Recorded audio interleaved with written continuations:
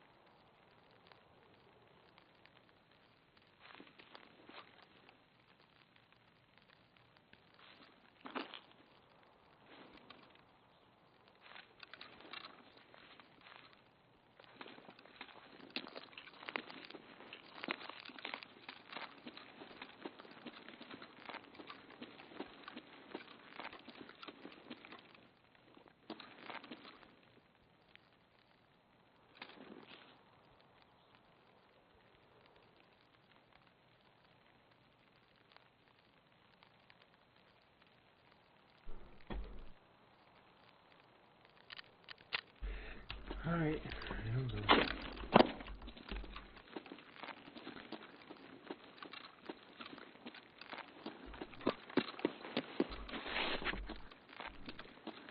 Holy footstep audio.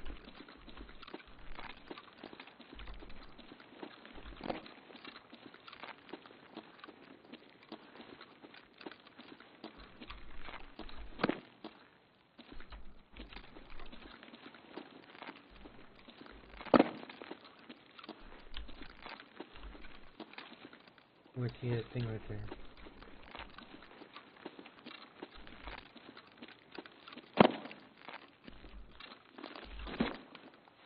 Where'd I hit?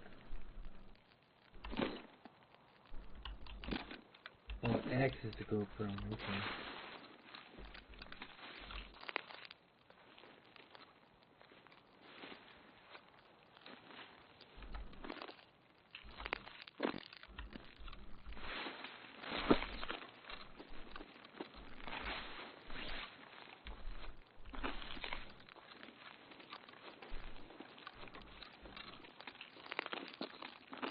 I'm so scared. Okay.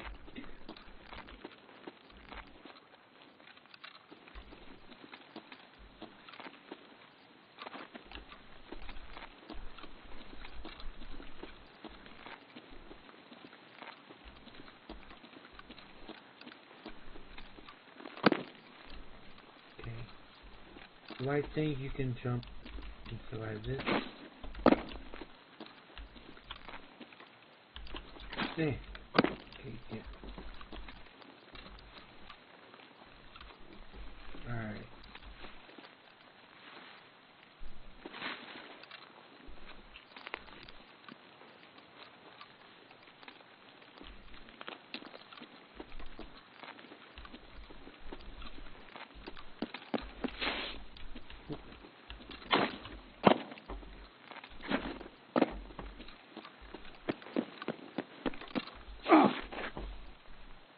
That hurt me? Feels like a freaking 5-foot drop.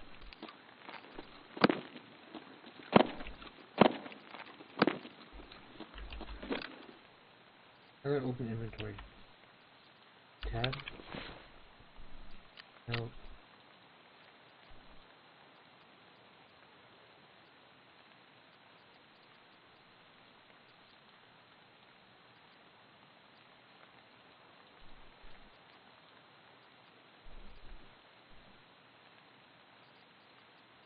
I use like 10. Oh, I do have a water indicator.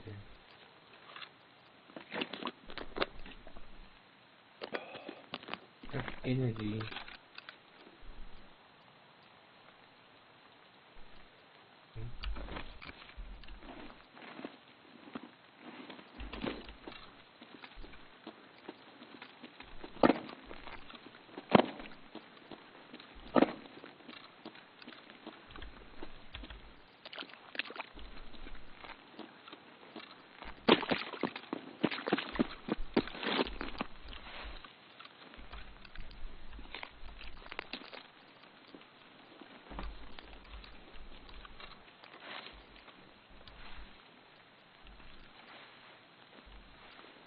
Okay.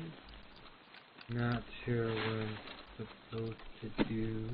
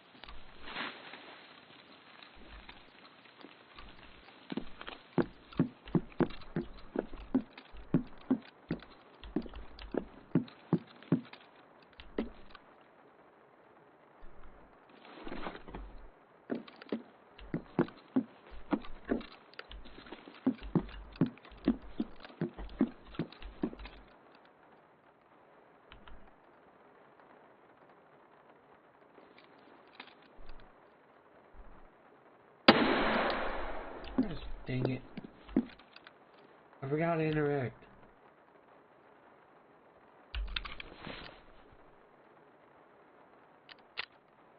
Where's my stick?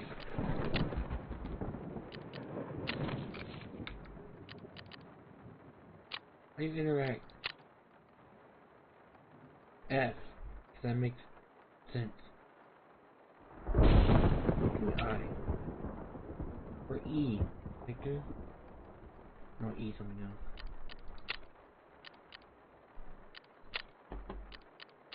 Okay. I. What's in here?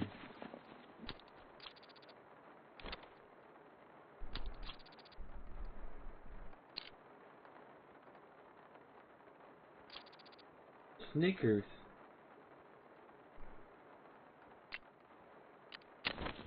Right.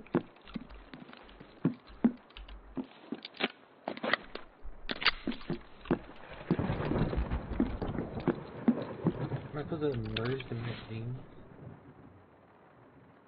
Inspect.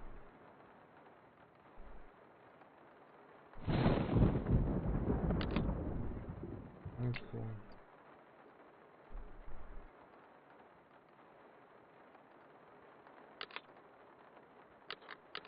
Beautiful. I don't know what this is. 556. Okay. There. Okay.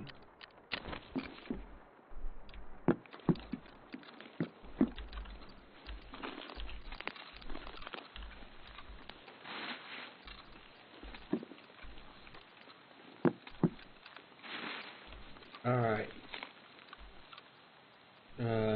I. Okay, loud.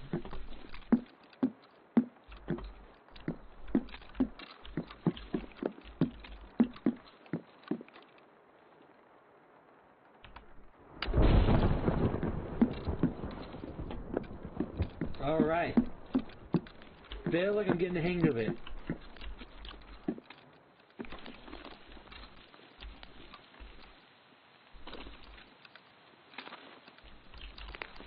Alright, getting the hang of it a little bit.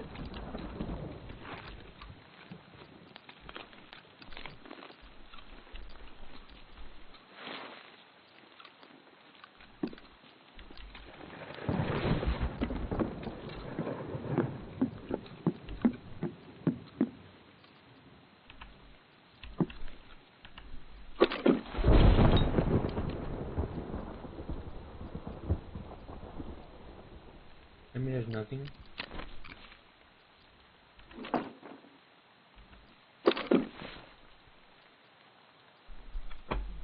I mean, there's nothing.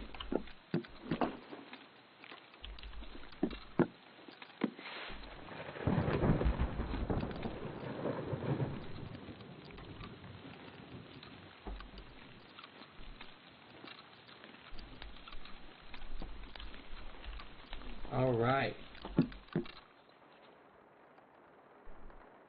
Middle mouse button for inventory.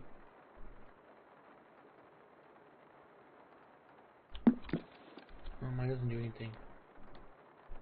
I think tab is like, is this what you mean by inventory? F is to interact. Thank you. Well, I think I just changed it right now. I just changed to I. No, I don't. Examine items and examine. Okay. Is this? Oh.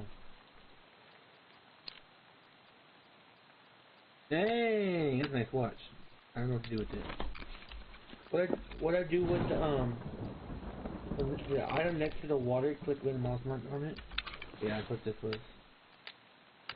What I do with this watch? Dang, to check mags too. Okay.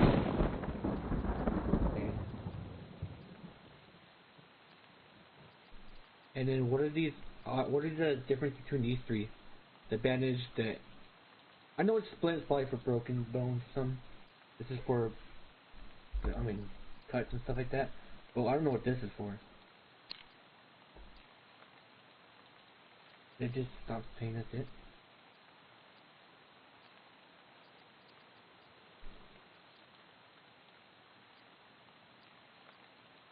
It's a good item. I would put the watch in your out. The spirit in 85. Okay.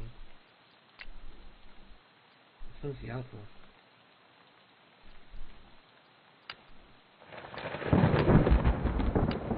Oh, this? Gotcha. Gotcha. Thank you, thank you. Okay, I'm probably gonna get shot out in the middle of the open. How do you get a mission? Do you know how to get a mission? Isn't there like scav missions you have to do? Or raids or whatever?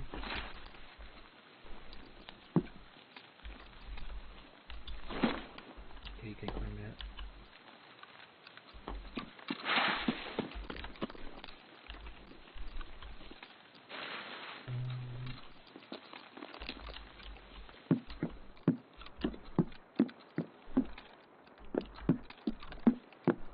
Already been in this one.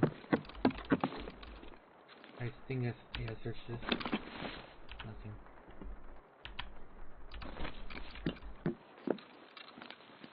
Yeah. I've been playing Tarkov for years. I just want like this came from console. Like, dude, I'm so bad. I don't even feel like a newborn playing this game. I don't play mouse and keyboard at all. It's like a whole new language.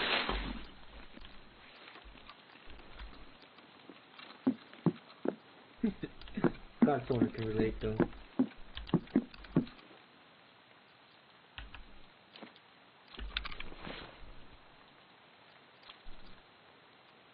These are all things for selling too.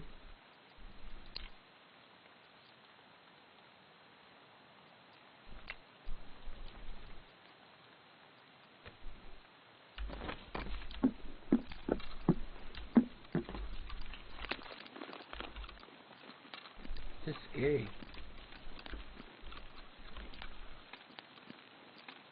I don't even know where I'm at. My first life I died. Dude, I'm totally down. Like, oh shoot!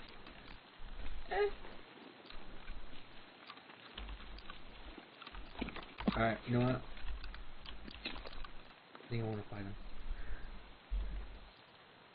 Oh, wait. Oh, I think I heard about these people. Those are scabs, right?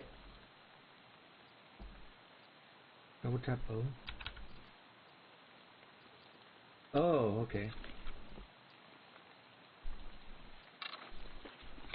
Okay, this will be my first contact. Oh, I can take this. Oh, I hear someone. I scared the crap out of me! I didn't know you get one shot. Okay. Well, you live and you learn.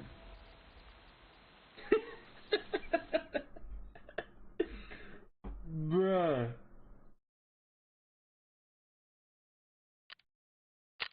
Oh, that's correct. Dude, that was scary. You get XP for drinking water? That's dope.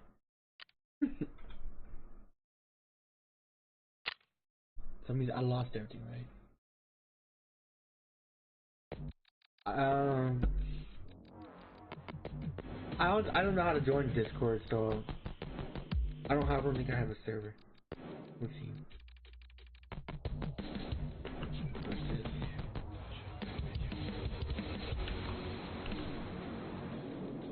Got this. Go to Discord.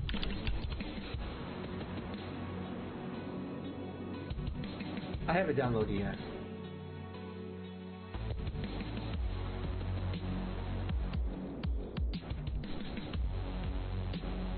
I got it downloaded.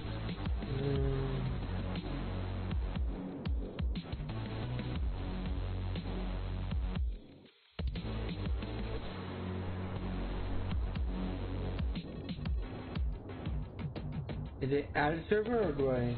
Oh, put it on.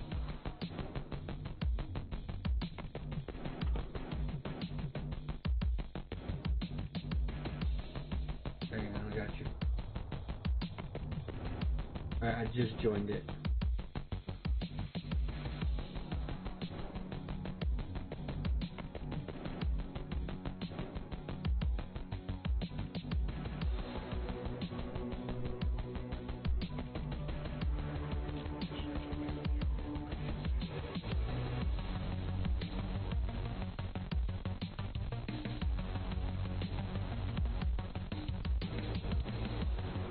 Just give you a role you should see me at the bottom of the first channel.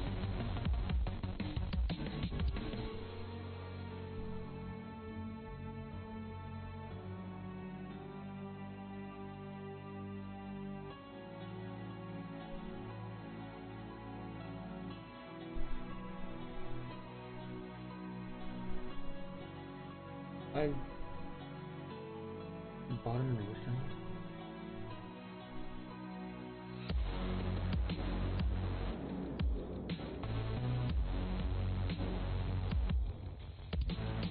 I don't see it.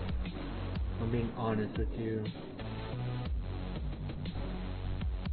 I didn't. Oh.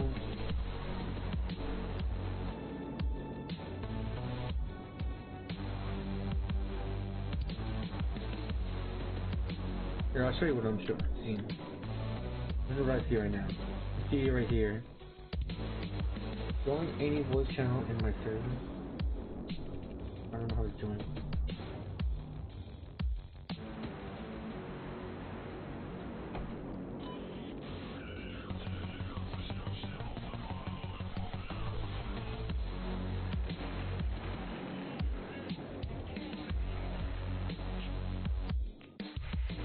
Oh, I see my role now.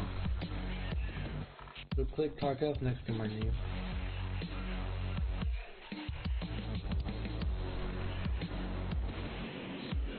This? Oh, next to your name.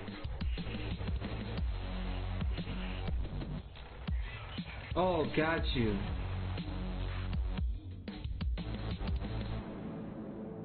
I don't even know if I have the right audio set up.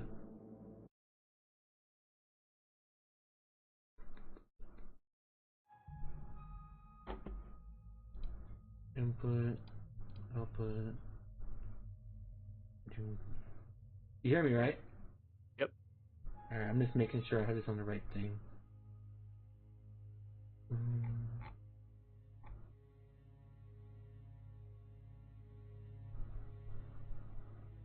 Alright. Let me get Tarkov up.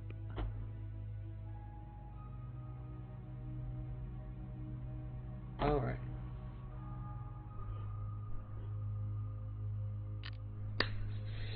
Oh, man.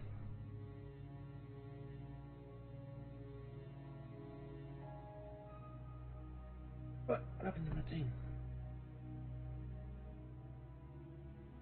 Oh, did it kick me out? Hang on. I gotta pull your page up on Oops, I didn't do that.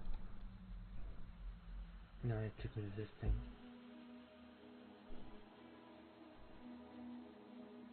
Bruh.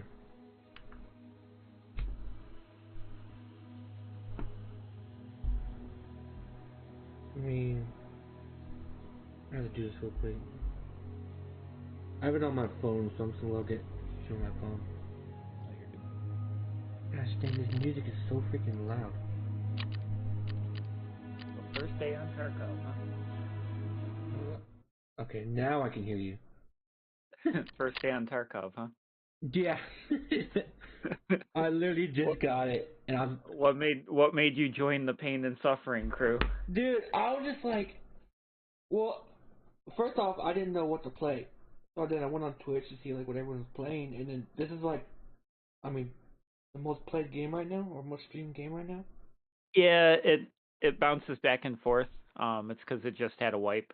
Wipes happen every like 5 to 6 months. Really? Yep. The game will get completely reset every few months. So everyone's at the beginning stages like you right now. Oh, and like just because I die right now, I lost everything I had, right? But I didn't even have anything You else. didn't insure anything, right? Oh, I have no idea. Okay. I have the same thing that I started with. If that makes sense. I just don't have I don't have my watch or my other thing. Oh, did you do an offline raid? I have no idea. Everything's still on your character? Yeah, I just don't have the things I picked up. Nice. Okay. Yeah. You did an offline raid. Perfect. So you didn't lose anything. An offline raid is literally just it's like playing only AI. Got you. Only Well, it doesn't make me feel better that I got freaking shit on by an AI. my first wipe, that's all that ever happened. So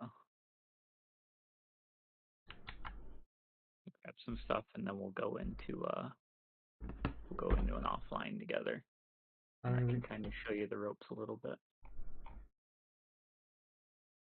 I don't even know what the heck is this stuff? Or medkits. Yeah, so go to your health screen, your health tab. Yeah. And then, yeah, so on this, you see how you have like 85 out of 85, 70 out of 70? Yeah. So that's your overall health of every like limb that you have. Mm-hmm. If your head gets to 0 and your thorax gets to 0, if either one of those ever hit 0, there's a chance you can still live, but you won't live for long, and you cannot bring those back from 0. Your arms, stomach, and legs you can bring back from 0. So in your inventory, you should see all your health stuff. Your car, the red 2x1 item that says car, that will fix like light bleeds and stuff. Okay. Your splints will fix fractures. Your bandages, either the 2 out of 2 or those white ones, the single-use ones for bandages, those will heal light bleeds. The only difference between the two of them is one will heal 2 light bleeds, one will only heal 1. You can only heal a defect one at a time. So like if you have 2 light bleeds and a heavy bleed, you can only heal them one at a time. And then what else do you have? You have the circle S marches, right? Yeah. Those S marches they're like a tourniquet. They will heal a heavy bleed. Which one was that one? What's that? Which one was that one you just said? That's the S march, the circular one, right below your water. It's in between bandages and splints. Sorry. Oh, these ones. Got you. Yeah. Yep. So those will heal heavy bleeds. I should have one of these then. Your Vaseline is a really good painkiller. So you have the standard edition of the game, right? Yeah, that's what it looks like. Yeah, it really doesn't give you a whole lot for heals on standard. So what I would do is take the water in your MRE, because a lot of this stuff is going to be really hard for you to get early on. So take those out of your inventory, like out of your bag. And then in your alpha container, I would put a bandage, an S march. S march? Yep. Oh, I guess I already have one on here. I'll put it right there. What else would I put in there? You don't have any CMS kits. I guess put the splint and pain meds also in your alpha. Just the cheap pain meds to start. The same ones that you had in your pocket. I wouldn't use the Vaseline right away until you start getting used to everything. What's this 60 bullets for? I don't know what this. That's spare rounds. So M855 it starts you with, and it's not great ammo, but you can't buy it Got you. at low level. So it's better than what you can currently buy for that gun. You can go to your gears tab again. Then I got this, these 4, nothing, 2 mags, and then this. Yeah. Bullets. So the AI2, that's what everyone calls cheese. I would put one of those in your pocket. Let's get cheese it. Yep. Just put one of the cheeses in your pocket. The M855, if you hold control and drag it to like the next inventory slot, while holding control, just drag it over to another square. Oh, like over to here? Just over like one square. Oh, got you. Oh, and then let me choose. Yeah, and then you can split it. And then I would just grab 30 and put 30 rounds in your pocket and leave the rest in your stash. And you can drag. So you see how it highlights stuff, highlights the gun when you grab the ammo. That means that there's not currently a round in the chamber, and you can load one in the chamber right now, so you don't have to load it when you get in. Oh, that's like this. You just drag and drop the ammo itself, and it will put one in the chamber. So now you still have your 30 rounds in the mag and one already loaded in the chamber of the gun. Got you. And then just move the 29 rounds back into your stash.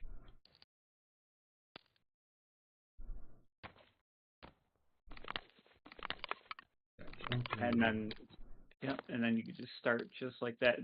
Did it give you any helmets, or all you have is? I got 2 caps. 2 hats. 2 hats. Okay. And I got another thing that's handy, because with having standard edition, biggest thing you're gonna fight on this game is your stash space. It does not give you much space. So take your backpack and drag and drop it on the other bag. On the other backpack. No, the one in your stash. Drag it and put it on the one in your stash. Because now it has. You'd be bringing in 2 bags. No, not the one on your person. You leave that one on your person. And the 2 bags that are in your stash, you just drag and drop one on each other.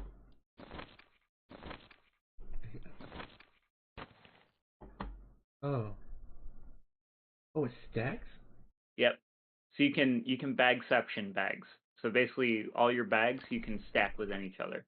There's certain bags that doesn't allow it, but for the most part, most of the bags that you're gonna find, you can start with your biggest bag and then just keep stacking bags within each other until they get smaller and smaller. And that'll save room in your inventory. And then like the last bag, so like if you double click the bag in your inventory. Oh, that's cool. Then it'll show you the next bag. The one in your stash, sorry. In your stash. Oh, okay. And that's how you grab this one? Yeah, and then double click that one. Oh, what the heck, dude? Now what you can do is scroll up in your stash, and you can put one of your rigs inside that bag.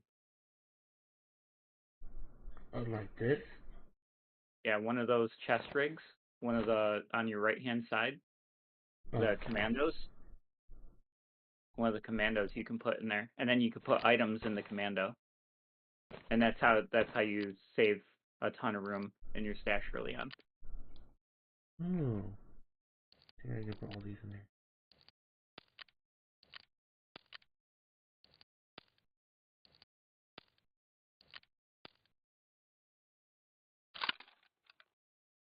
What's a tweet? Yeah, if you ever get to the point where you no longer have any money and no gear whatsoever, anything like that, you can always just run scav runs. They're available to you like every 20 minutes. Or worst case scenario, you could always reset your account. Just start all over. Yeah, and you just start from scratch again. Everything that you have right now is what you'd start with. The only thing is with resetting your account, it only allows you to do it like once every 25 days or something like that. Easily. So it's not like you can go and lose everything today and then whatever, I'll reset it tomorrow and the next day and just always have Yeah, this here. dang, that's a long time. You know. Yeah. Yep.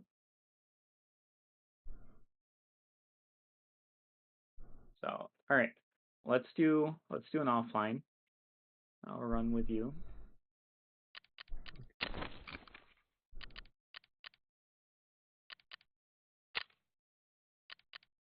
And scav, that's for when you have like nothing and you're just trying to get something. Yeah, so Scav, see the gun, all the gear that is on that character is just free gear to you if you make it out alive. You won't have as much time in the raid, typically. Like, on your PMC, you get the full raid time. The player scavs start to spawn in as soon as one PMC dies. That's when it starts spawning in player scavs. So you could spawn in super early and have like 35 minutes left in the raid, or you could spawn in with only like 10 minutes left, something like that. Oh, you can get screwed over then. Yeah. But for you, I would say like your first couple days until you start to get comfortable, just do the runs that we're gonna do, which is offline runs. So hit your PMC, and then we're gonna do customs, because customs is one of the easiest maps I feel like to learn. And go 1631, hit next. And then in this screen, you should hit enable practice mode.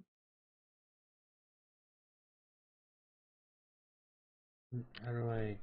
And then game settings. And you're going to toggle on co-op. This one.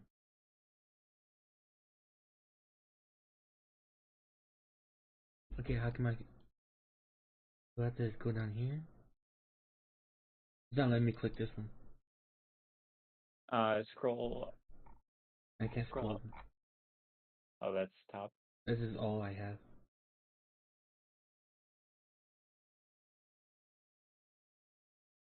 Hit the X on it real quick.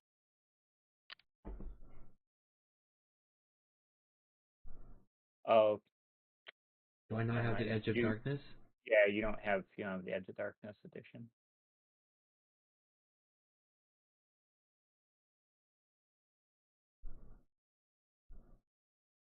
Well, dang. So that means we can't play co-op at all? That means me and you can't do an offline together. How much is this one, the Edge of Darkness? It's the most expensive version of the game. Oh, of course it is. Yeah. The nice thing is with Tarkov, if you feel like you're going to like the game, or you are enjoying it, if it's a game that you're interested in, upgrading sooner while it's still in this stage of the game is better, because when they release Arena, and all the stuff that they've been currently developing, you will get that version of the game for free. You'll be able to play Arena for free. Whereas Standard Edition, you'd have to buy like a whole separate game to play Arena. But on Escape from Tarkov's website, the same place you bought the game from, if you ever want to upgrade, you don't have to pay the full price. You pay the difference in cost from your current version to the version you want. Yeah, so like say the game you got was like 40 and Edge of Darkness is like 100, you would only be paying an additional $60. Well, I might as well just buy it. Just like only would play co-op. What's that? I might as well just buy it so I can play co-op. If you want to, yeah. It's definitely an easier way to learn is offline raids. Let's click on this. Because then you're not fighting other players, and you're not losing your gear every single raid if you die. It's just you versus AI. The only difference is you don't level up and you don't you don't keep any of the stuff, so you're not making any money leveling up traders or getting new gear. You're just kind of stuck with your current gear. So Edge of Darkness, that's the one you said I have to get? Yeah, Edge of Darkness is the one that you would eventually want. And you will enjoy Edge of Darkness just for stash size. And you're going to see after you do it, you're going to get a few more items, and your stash size is going to be absolutely massive. Getting it right. Why not my camera on? I'm getting it right now.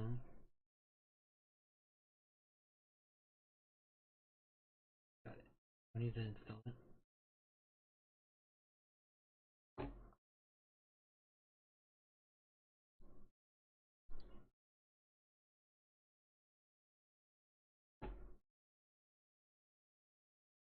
I don't think you need to install it. I think you just need to restart your game.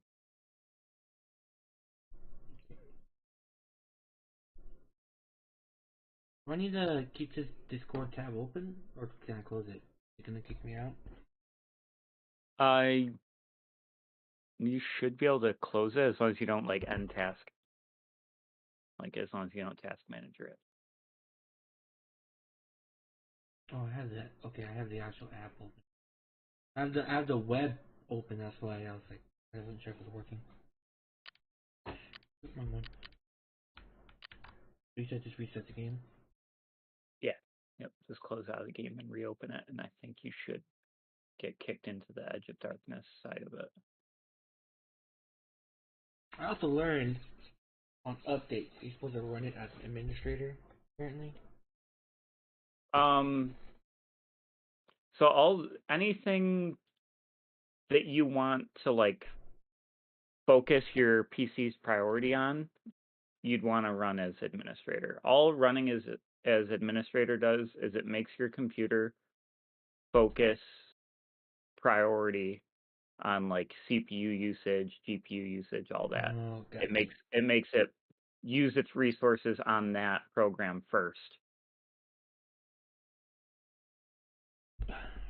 So it's not necessary. I don't run Escape from Tarkov on administrator, but like when I would stream before and I had issues with like OBS, I'd run OBS as admin. Gotcha. I physically could not play this game until I run it as administrator. Really? Yeah, it would kept saying that it's corrupted, needs a repair, and I did it 3 times. And then I looked up what the problem was, and people were saying to run it as administrator. And I did that, and now I'm playing. So Maybe it's on first time startup then. yeah, people were saying that you have to do it for like every update. Some people, not all of them. Okay, so I don't. Well, I'm about to find out if I have the real game now.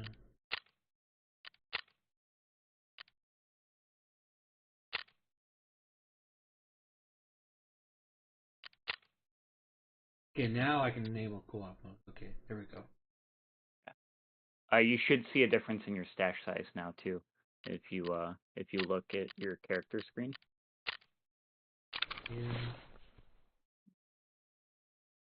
Oh, what the heck, there? Like 4 times the size. Yep. So now you start off with max stash size. So you don't have to go through and do all the upgrades and everything in your hideout to get a bigger stash. You just start with it. What's pub? Or rub? Is that rebels? Yeah, rubles. There's 3 different kinds of currency. There's rubles, which is the main money system that you'll use. Euros that come into effect later on when you start to level up. You probably won't get to the point of needing to use your euros. But the 2 that you will use 100% are rubles and US dollar. Those are the 2 that you will definitely end up using. I think I only have rebels, whatever you call it. Oh, and look down at your pouch. You should see now that instead of your alpha container that was 2x2, you have a gamma that is now 3x3. Oh yeah. But now, if you wanted to, you could take the cheese out of your pocket and then put one of the car med kits in your gamma. So put the cheese back in your stash and only carry the car instead of the cheese. Got you. You got way more space. Mhm. Okay, let's gear up for an offline. So PMC. This thing, I have to freaking figure this out again. Alright, customs. Okay. Yep, customs at 1733. You're gonna hit next at that, and then enable co-op. Co-op mode, okay.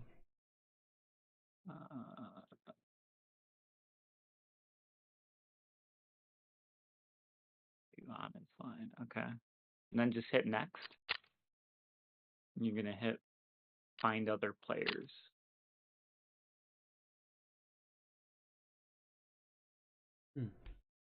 And then below your character, it should say start looking for a group. Yes, sir. Just click that. Oh, I had stopped it, okay. Just refreshing the line to look for you. Yep, see you. That should pop up. Here we go. Okay.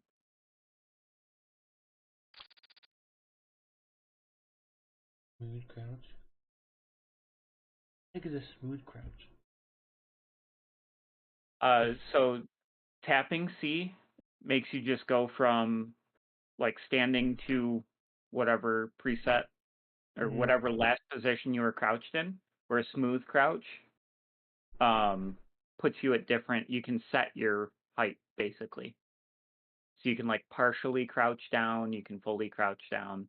It's just holding C and then scroll wheel up and down moves your crouch position. Oh, okay. So crouching isn't just, all the way down or standing. It's anywhere in between. It has like sick. different little preset spots. That's actually really cool. Yeah. You can do the same thing with leaning too. So like when you lean, most times you're using Q and E, and that's just all the way right, all the way left. You can also sidestep, or you can set your lean angle so that you're not leaning as far over.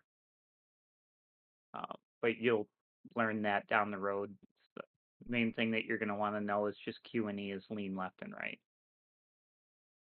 It's just like a freaking need like a dictionary of controls for that. So that's why this game will never, ever, ever be on controller. I've tried. Best believe it can't. It physically can't. Yeah, I've tried to get my friends that I used to play console with to play this, and some of them have made the leap. The other ones said, "No, I can't do it. If it's not controller, I can't play it." Yeah. I'm just it looks like fun. I want to learn how to play it. That's basically what I'm playing. The biggest thing I would say is majority of your keybinds try to leave how they are. There's some of them that I agree change them, but for the most part, leaving them is the best way to learn it. You just kind of get yourself in the habit of using mouse and keyboard with how they have the game intended. I think the only thing I changed was besides my push to talk, was my interact. Yeah, I saw your drop bag was unbound as well. Yeah, I don't know how to do. Okay. So yeah, your bag is nice. So like the game a couple wipes ago introduced inertia, which is like when you're running, it's harder to stop. When you're leaning with weight, you lean slower. It's like my bag is weighing me down a little bit. So like when you get into a gunfight and you're trying to like quickly peek around corners and stuff and push somebody, if you have your bag on, you're slower. So they introduced the drop bag. You double tap Z, and now my leaning is a little bit quicker and my movement is better. Oh, that's cool. What the heck? that's why the binding for drop bag is kind of nice to have sniper scabs up. I'll take care of him. Just get behind cover.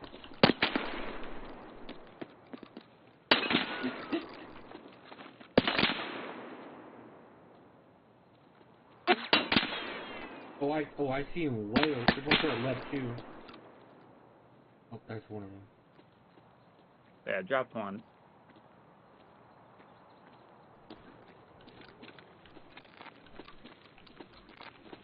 I saw him over here to the right. There definitely was two of them.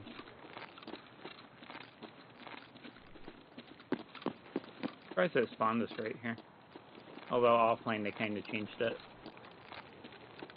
So when I died, how come I died in one shot? Did I get shot in the head or what?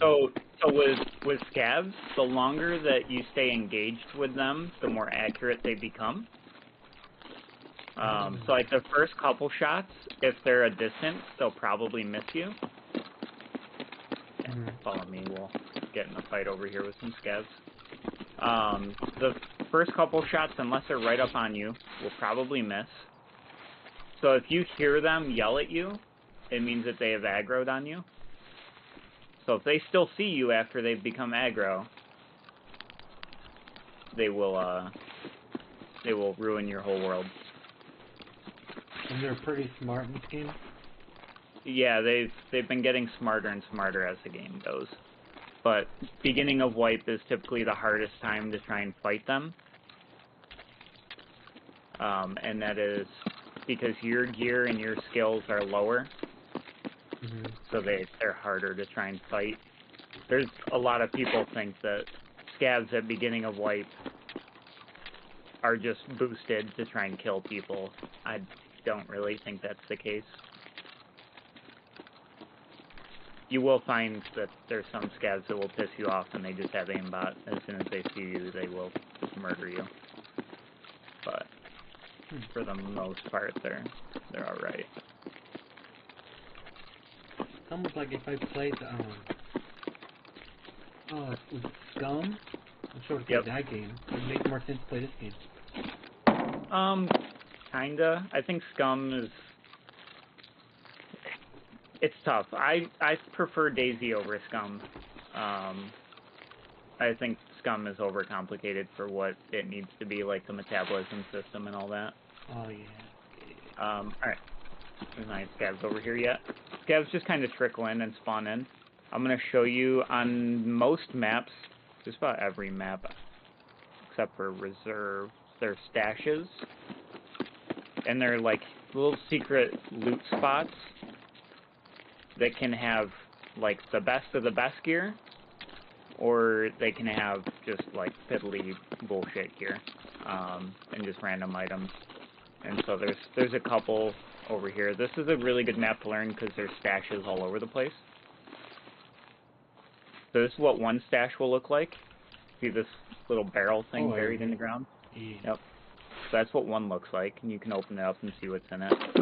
You don't need to grab any of the gear in it, or any of the stuff, because you won't get to keep it with this being an offline raid. Oh, so there's no point in picking anything up. Yeah, there's no point in looting it. I mean, you could take the water if you want, because you always drink it later on, depending on how long we're in the raid.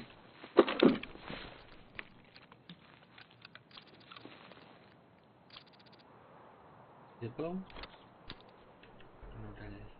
It's just a tradable item. It's like a trading item. Gotcha. So one stash looks like those barrels, and then this over here. The other style stash, if you're in this bush, hear this thing I'm walking on, that's wood. I hear it, but I don't see it. In the middle of the bush. Yeah, I see it now. Yep, that's the other style stash. Oh. Those are two things to keep an eye out for. Piece. That's not better than mine. It is better than yours. It is better? It's way better. Yep. So what you want to do is put the mags, drag your mags out of your rig, and put them in the new rig. Just drag it over to the new rig. Oh, over here? Yeah,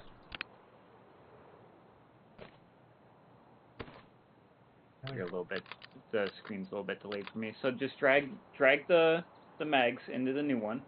And then on your keyboard, hover your mouse over your commando rig that you're wearing, and then hit the del button, delete, not backspace, but delete. And that'll drop it. It's too heavy. No, and now you have to take your armor off as well. So you do the same thing, hover over the armor, and hit delete over the armor. Oh. And that drops it on the ground. And now that's an armored tack rig, so you can wear that. And then just search it so you can see your mags in the inventory space.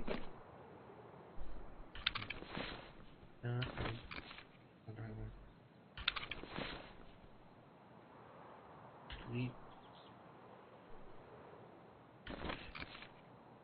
I'll take this one. To hit, I'm gonna say don't even bother wearing or carrying your old armor because you're already going to be heavy wearing the new one. So and like I said, just hit search up where your new rig is. oh, Just say search, and you just hit that. Whoa. All these singles? Yeah. Okay. So now you have a little bit better. Alright, how do you know it's better? Like, So your P.A.K.A. armor, you pick up your P.A.K.A. and put it in your bag real quick. So just look at it on the ground, pick it up, and then you're gonna right-click inspect. Put it in your bag. Inspect. Yep, inspect, and then you should see armor class. So it says armor class 2, and then it tells you like your ricochet chance for helmets and stuff like that. But you see, you just went from armor class 2 to an armor class 4. Your armor points is how much overall health the armor has. So like, yeah, the P.A.K.A. has 50, but it's a cheaper material. Like it's a worse material. So the 50 really means nothing. So like, if you have P.A.K.A. on and there's a scab with a pistol with really, really bad penetration ammo, the P.A.K.A. is going to stop it. Whereas if it's better ammo, P.A.K.A. is not going to be able to stop as much of that bullet. Ammo in this game is separated by penetration and damage to flesh. So the more penetration ammo will do to an armor, the less damage to straight flesh it's going to do. So if you're wearing armor, it's going to ruin your world. But if you're not wearing armor and someone's shooting at you with high penetration ammo, you're probably going to live through the fight. Whereas the opposite, if someone's shooting at you with something that's going to damage your flesh a lot, and you're wearing armor, that armor is going to stop the bullet pretty easy. All right, we will. I'll take you over by dorms, and we'll show you one of the high PvP areas. If I had another weapon, how would you swap? It would be. I'll drop mine real quick. So at your feet, pick that one up. And now it should be like 1, 2, 3. 2 and 3 should be your main guns, and then 1 is usually your pistol. And that one's yours. Yep. And then, oh, okay. How do I? Yep. So Del on yours. Yep. Okay. So V, my knife. Yep, and then double tap V is like quick use. So like pull your gun back out and then double tap V. Oh, it goes right into the stab. Yep. So that way, like, if your gun ever jams, or misfires, anything like that, or you don't have time to reload and somebody's like right up on you, you can just double tap and stab them. A lot of people forget about it. Gotta practice that one. Alright. We'll go over this way. We'll come up by the checkpoint.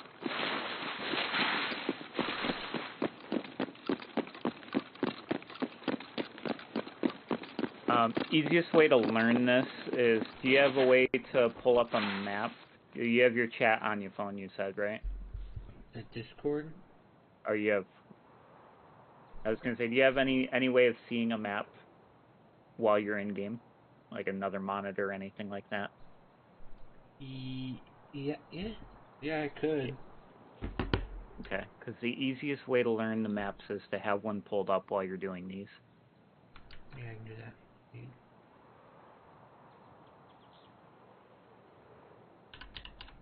And my Discord has all the maps and everything in it.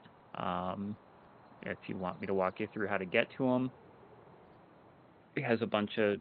I try and put a bunch of helpful stuff in my Tarkov channel.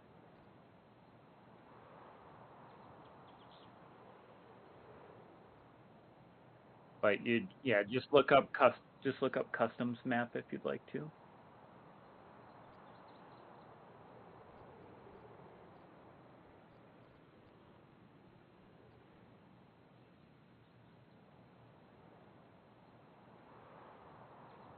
I can walk you through it later. So everything I've posted that's helpful in mine is on pinned comments in the game news and updates for Tarkov.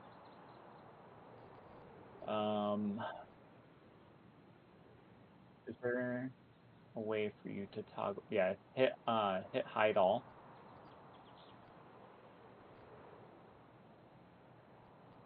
Yeah, I was gonna say just hit hide all on all like the little markers and stuff, so that you can just see the map.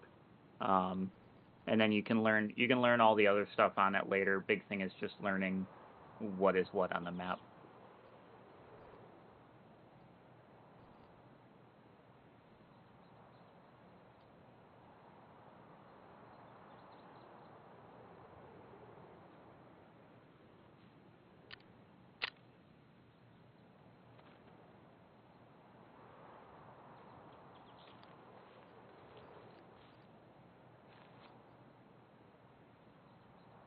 So we right now are at Junk Bridge.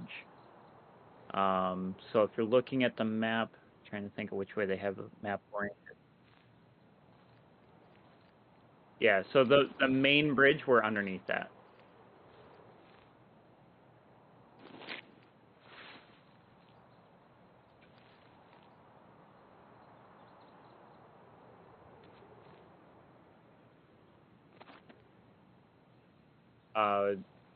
Just follow me. I'll show you. So this is sniper checkpoint is right here. Let me pull it up.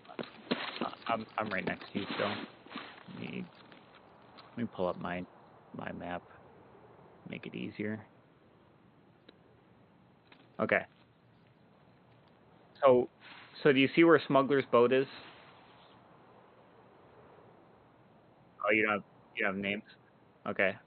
So right now we're top of the river. So it's like northern right side, northeast side of the river. Yep. Yep. So I'm coming back towards you right now because I think I lost you.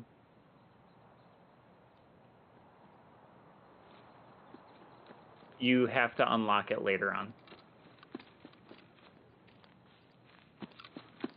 Yeah, so I'm right next to you. So that way over there, across the river, is west.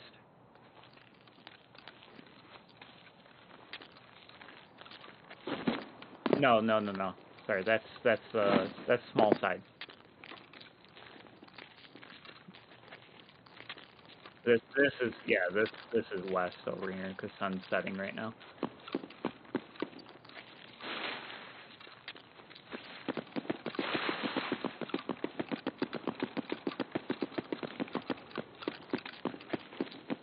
So that can you see my laser?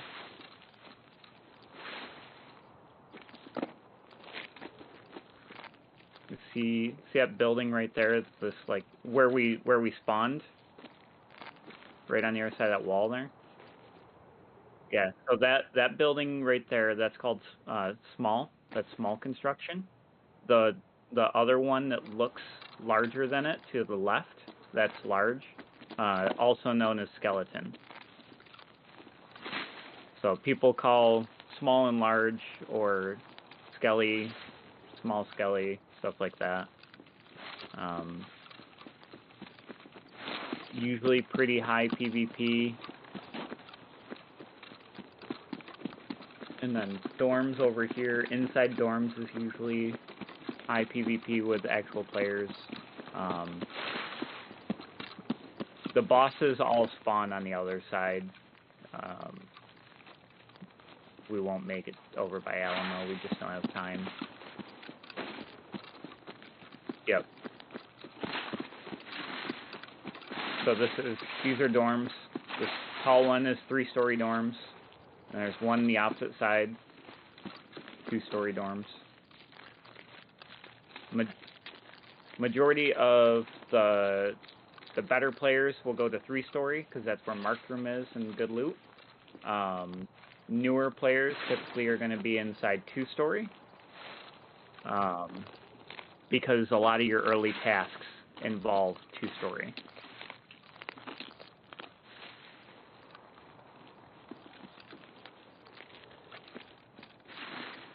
No, only duffel bags are the only bags you can loot. Keep coming with me because we need to make our way. I'll show you where an exfil is. So single tapping 0 brings up how much time you have in the raid, and then double tapping tells you what your exfils are.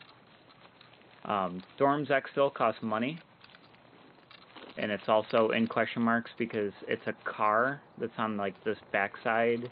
See where I'm looking? There's a gate in between the 2 dorms basically on that wall, and if the car is there, it costs you 5,000 rubles. Yep, to exfil. So any exfil that's a car exfil will cost money, and then some exfils require power to be turned on. So like you'll see ZB13, there's no question marks, but if it's not lit up, like if it's not yellow or green, something like that, it will it means power is off.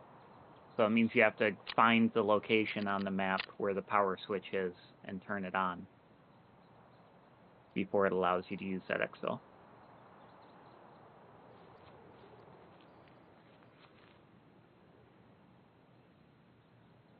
It's bound for double tap 0.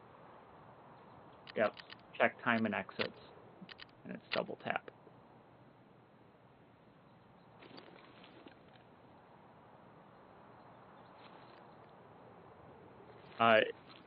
Yeah, oh. Sorry, was I saying 0? It's double tap, oh. Yeah. No. Yeah, no, it's O.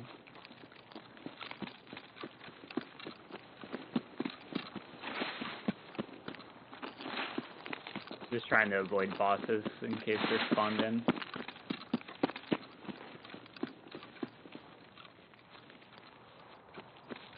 So this is power station up here. A lot of people call power. Power tower. And then down the hill, straight down this hill over here is new gas. That's where one of the bosses can spawn down there. Yep. Yeah, that little gas station down there. Bosses can spawn. Just looking for the other sniper scavs. One can spawn on the building over there, and then there's going to be another one down here in this tower. There's going to be a few scavs down here, so it's going to be careful. Sniper scavs are typically the most dangerous of your scavs, because one shot from them and you are dead.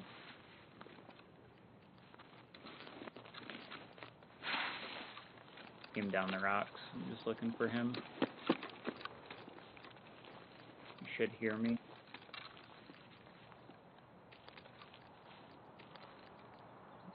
Do you keep coming down the hill? Through the rocks?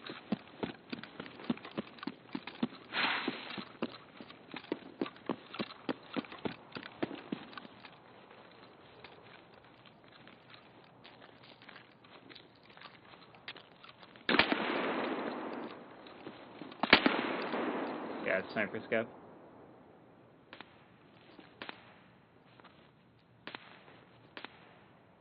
Okay, that one's dead. I'm down on the road. You should have heard me shooting.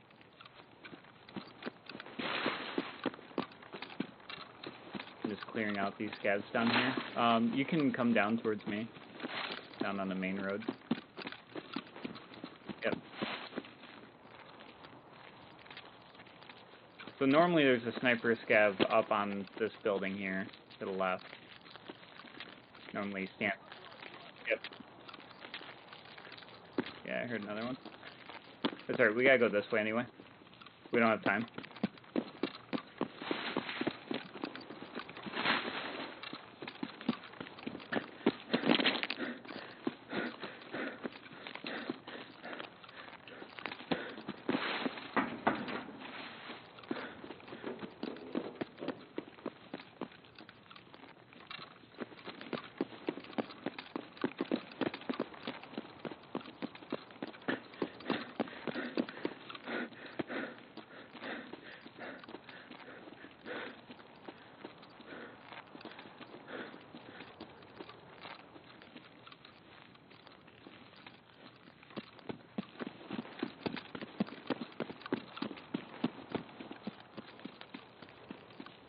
So these little buildings, there's a couple of them on this map.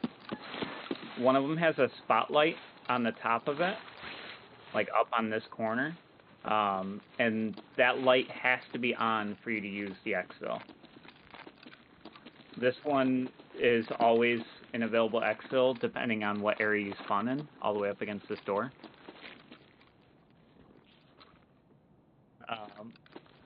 The way that the exfil system works in Tarkov is the game forces you to move through the entire map, basically.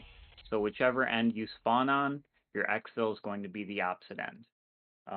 With the exception of the paid extracts, you know, typically you always have the paid exfils and co-op exfils.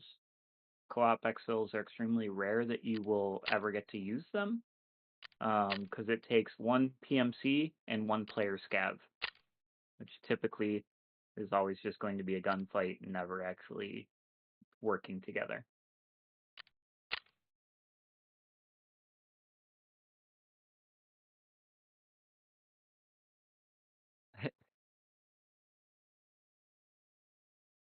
Yeah, that's Tarkov in a nutshell. There's just stuff that you'll learn like along the way. The biggest thing is just learning the maps. You can, in offline mode, you can disable scavs. So if you just wanted to run around and kind of explore and like look at the map, look at your surroundings, see what you're near. The biggest thing is knowing which big monuments you're near. Do you still have, if you wanted to open up Discord again, I can explain to you where to get to all of the info I have posted.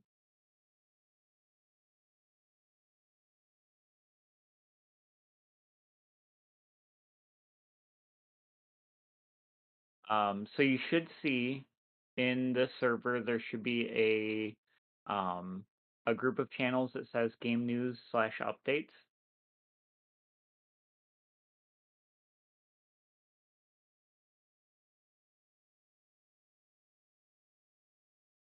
Yep, do you see it?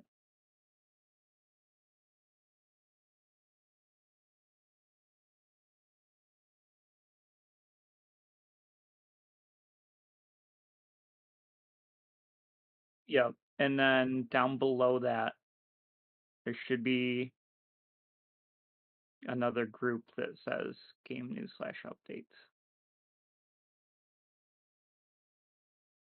Yep. Yep. And there's another channel there. It says Tarkov. If you click on that, yep, and then click on the very top because you're on your phone. So click on Tarkov again. Click on the actual channel again. It should say pins. To pull up a little side menu, it says pins.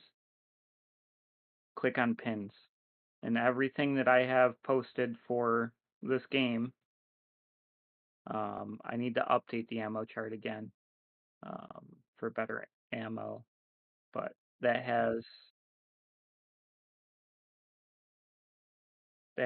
all the maps and stuff on it.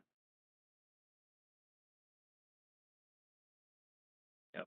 And I also need to put a new Streets map on because the Streets map I posted was before Streets was out, so it was all just based on what people saw in videos. Um, yeah.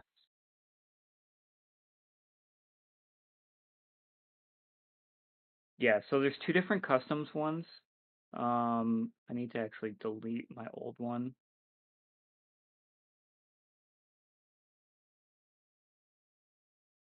There's one that looks like more high definition. That's the old one. That's the old customs. So let me delete that one. Hang on. All right, now there should only be one customs one there.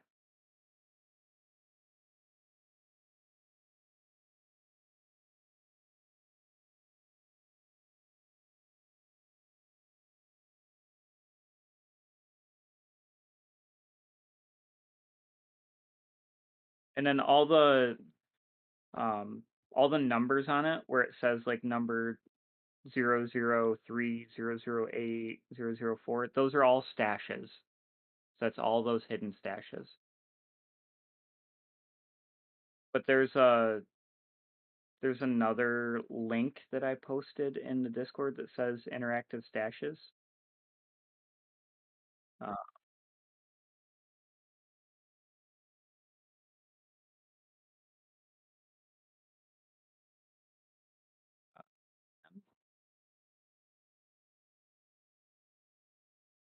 Yes.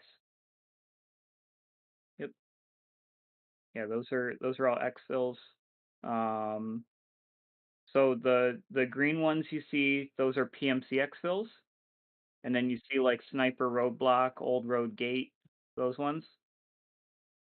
Those are scav exfils. Yep, the orange ones are scav exfils.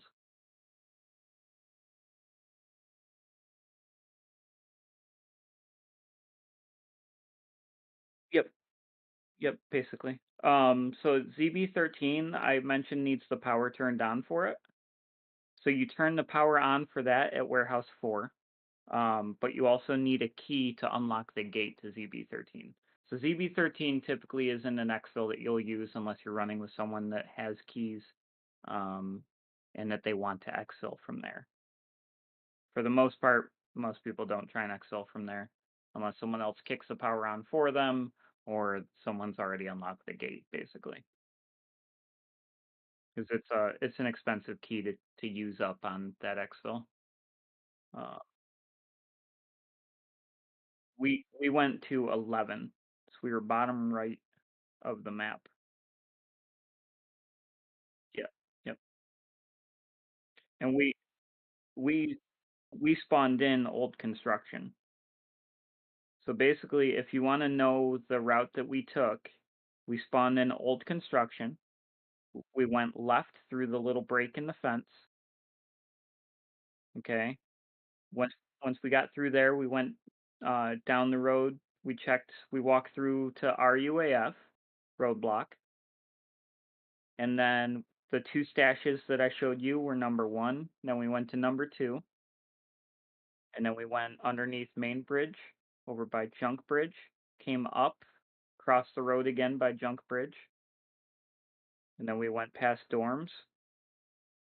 And then we went across the train tracks up by Power Station.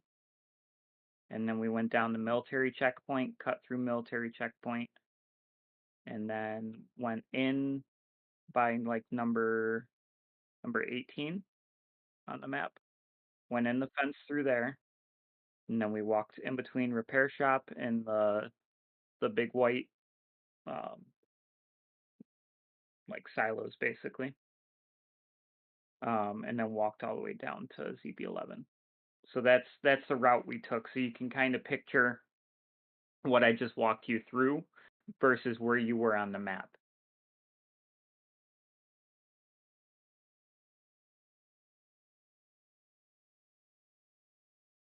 It is when you're fairly new. A lot of the game is going to feel super fast to you. Like me now, when I play with my friends, I have some friends that we just chill for majority of the raid. We let everyone go through that wants to go to all the high value areas or whatever. We'll chill in the bush for the first 10 minutes. Wait for people to go where they're going so that we don't have to fight people if we don't want to.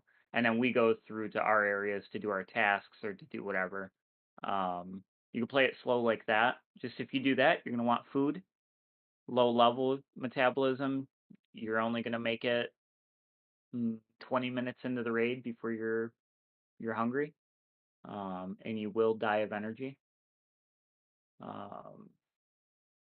Yeah, so that's what the food is for. So like go into your character screen.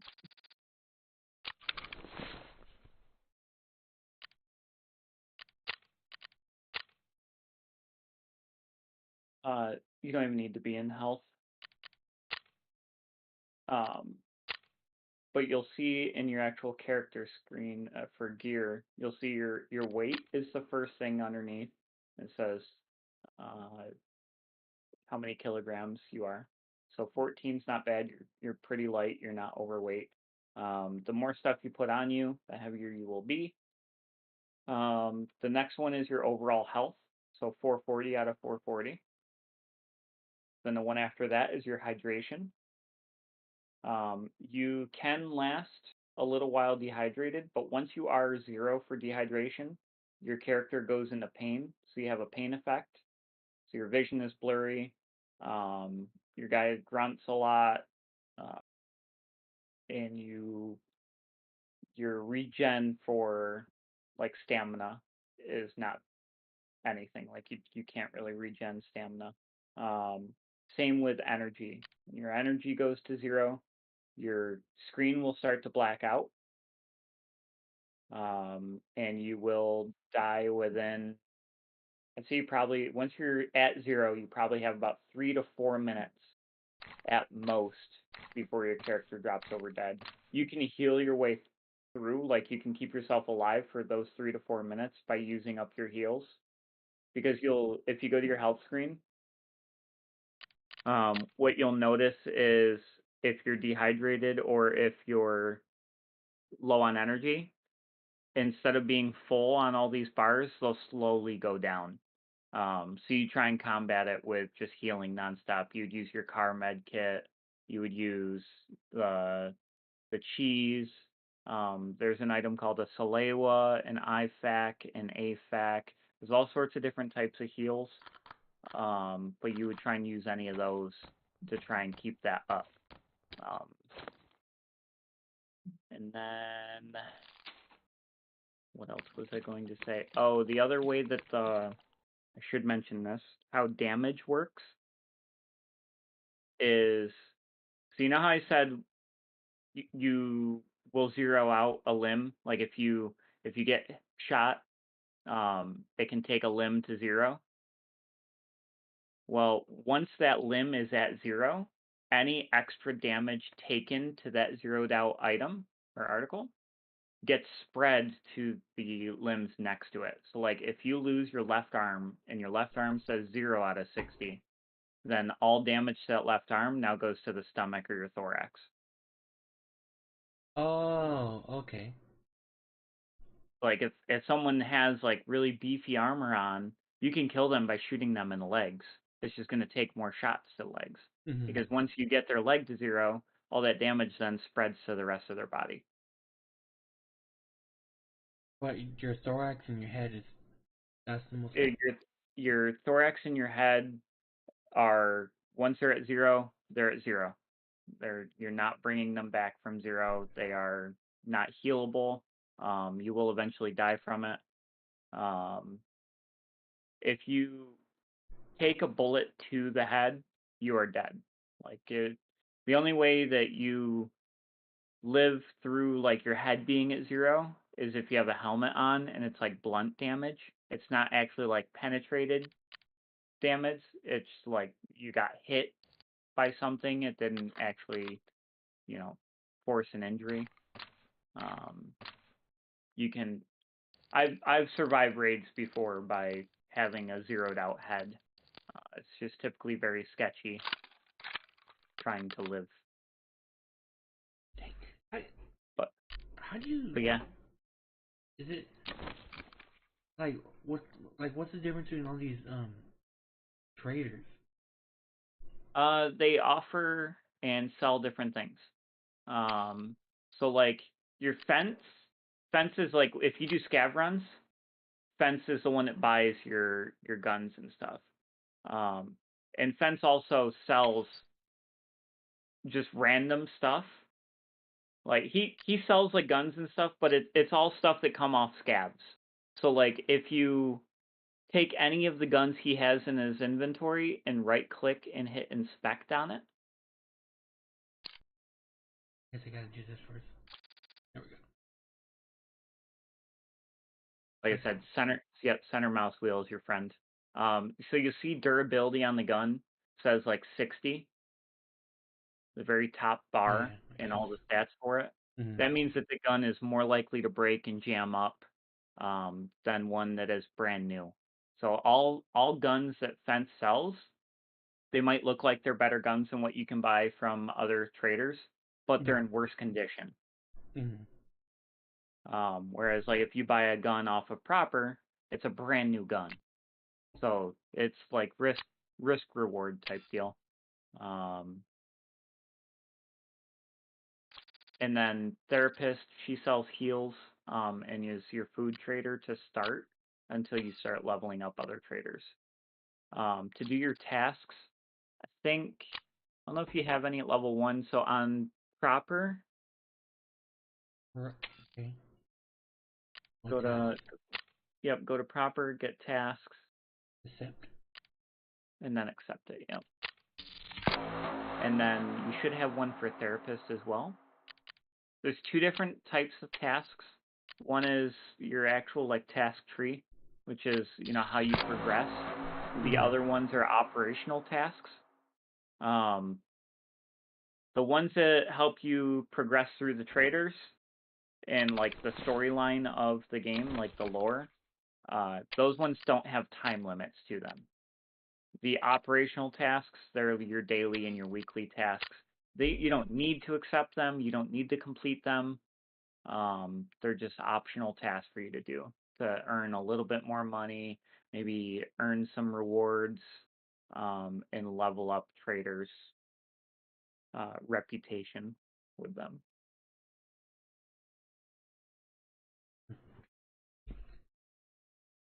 So what level are you?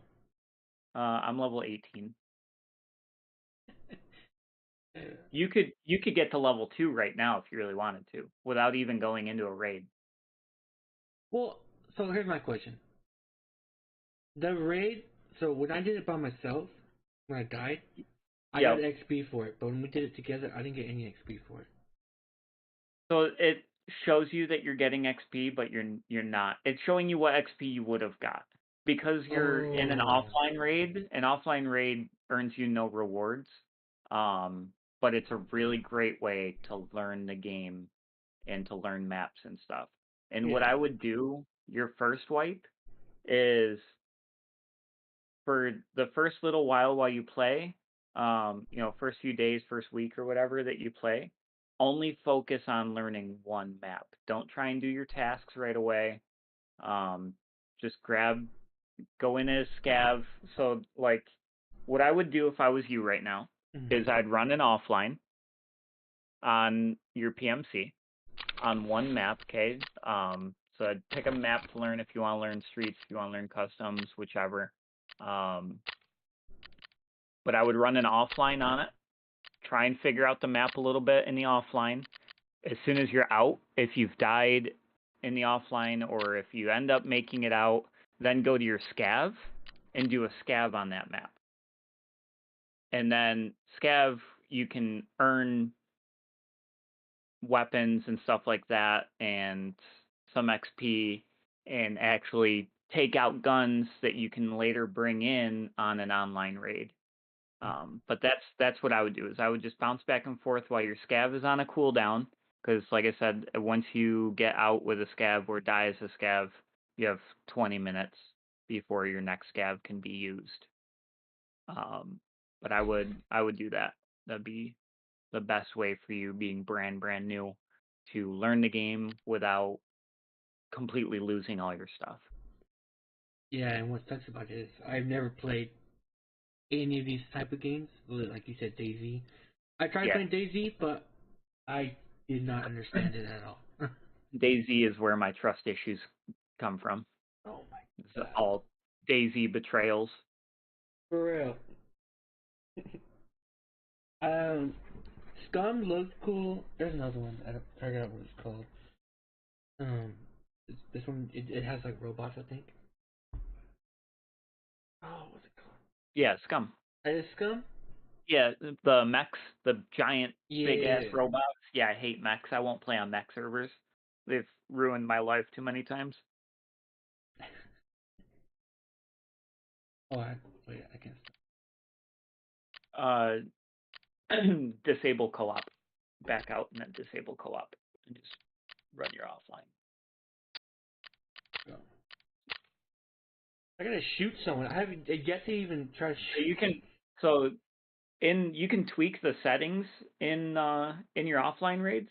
So you can change the scavs to be easier. They'll miss you a lot more, and it'll get you used to more of the gunplay. And you can also lower the amount. I usually, when I do offlines for new people, I will leave the AI amount as online, but their difficulty to easy. That way you get used to where they spawn, because scavs all have set spawn points. Mm-hmm. It won't be like, it's not random. When I was watching you clear the buildings, they typically won't be in buildings with closed doors or stuff like that. Dorms, they can be, but like typically for the most part, if you run into like a house or something, they're not going to be inside a house.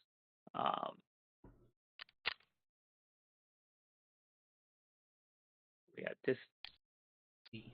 so AI amount, you'd set that same as online, and then AI difficulty easy, and then don't click enable bosses, because if you fight a boss, you're going to die. What does a boss even look like? Does it look like Juggernauts or what?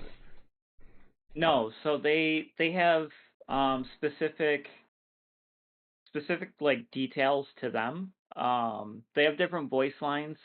You know, a lot of times you won't be able to tell the difference. New players don't know the difference between an AI scav talking in Russian versus a boss talking in Russian. It was so bad that when my first wipe, I chose Bear, the same faction that you're in, where you're Russian, and if I was sitting in a location like in a building and was trying to get someone to push me, but they were holding me because they thought I was a PMC, I would mumble in Russian, like I would make my character mumble in Russian and make them think that I was a scav so that I wasn't as big of a threat to them. And then I'd kill them when they push into me. Like, I used to use the voice lines for Terror to do just stupid stuff. Holy cow, I cannot see anything. Oh, you went in nighttime. Is that a scav right there in front of me? Or is that a... No, typically you won't spawn right next to scavs. Okay. You are... Look around a little bit. It looks like I'm at the... Well, that's the bridge. So it looks like I'm at almost the same spot we were last time. It might be a little bit up to the left. Cause,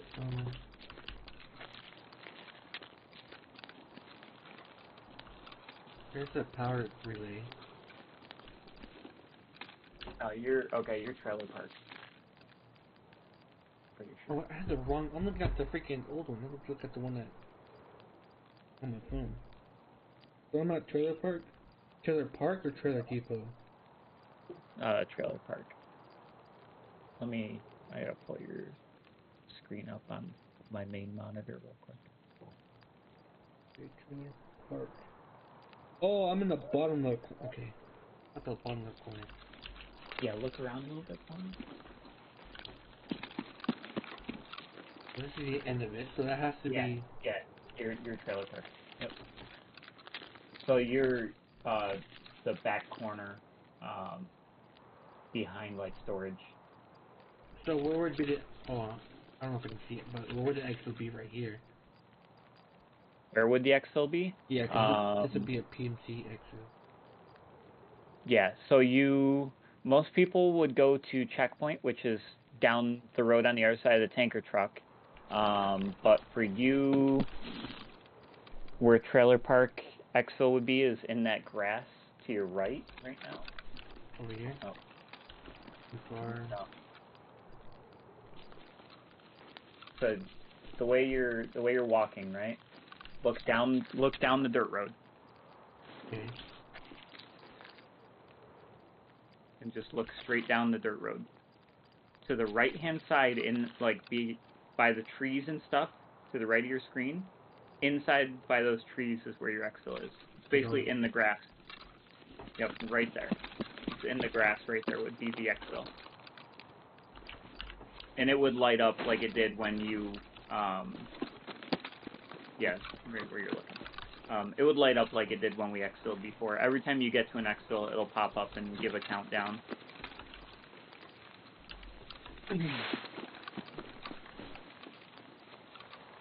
But your current exfil, your main exfil that you would try and go to right now would probably be the same one we went to before, which is 11, which is the far end of the map.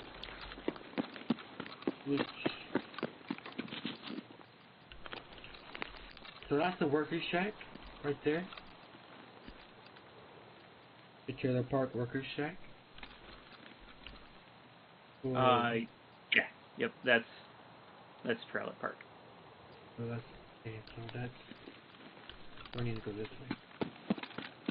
And then if you keep that on your right and keep walking down the dirt road, there's going to be like a chain link fence. That's Trailer Depot. Really big area. Yep.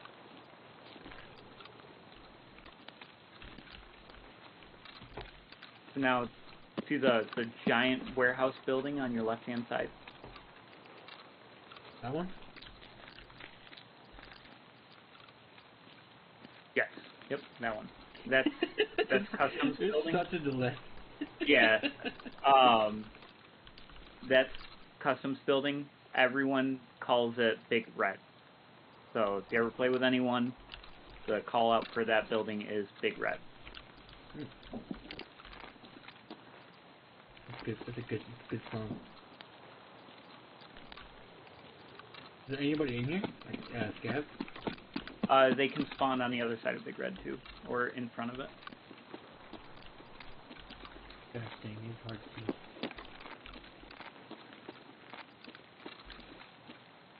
I want to kill someone. You'll definitely find people. Just like what I would do is just try and do a run across the map. Just try so right now your main goal should just be find a path that you want to try and take on the map and navigate your way through the path that you want. I can't find that. I want to get back on the other side of the wall. You can go under. You can go under everything. X is to go prone. So you can crawl underneath the train if need be. Oh. There's holes in the fence for you to go.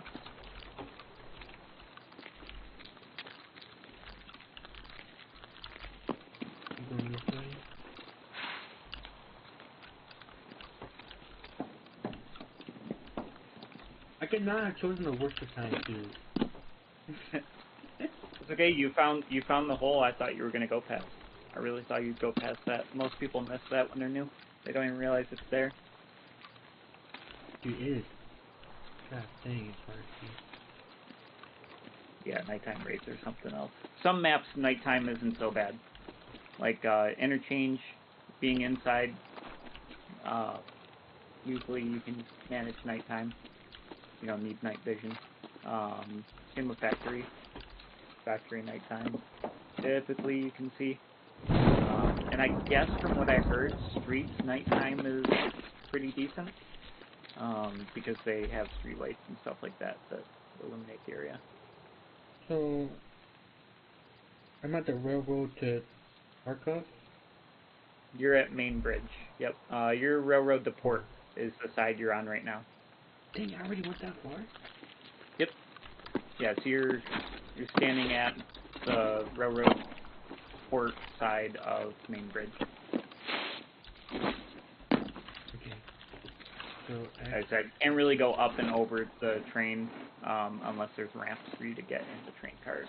oh, okay, so there's not really mantling in this game. Like, Yeah, there's no mantling whatsoever.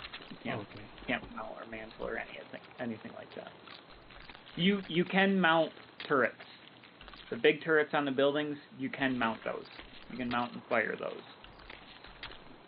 But that's the only type of mount system that's in the game. So yeah, that's Railroad to Port is where you're at right now. That is a scav exfil. And then, this is the one. Yep, straight down the road the way you're looking, that's Crossroads.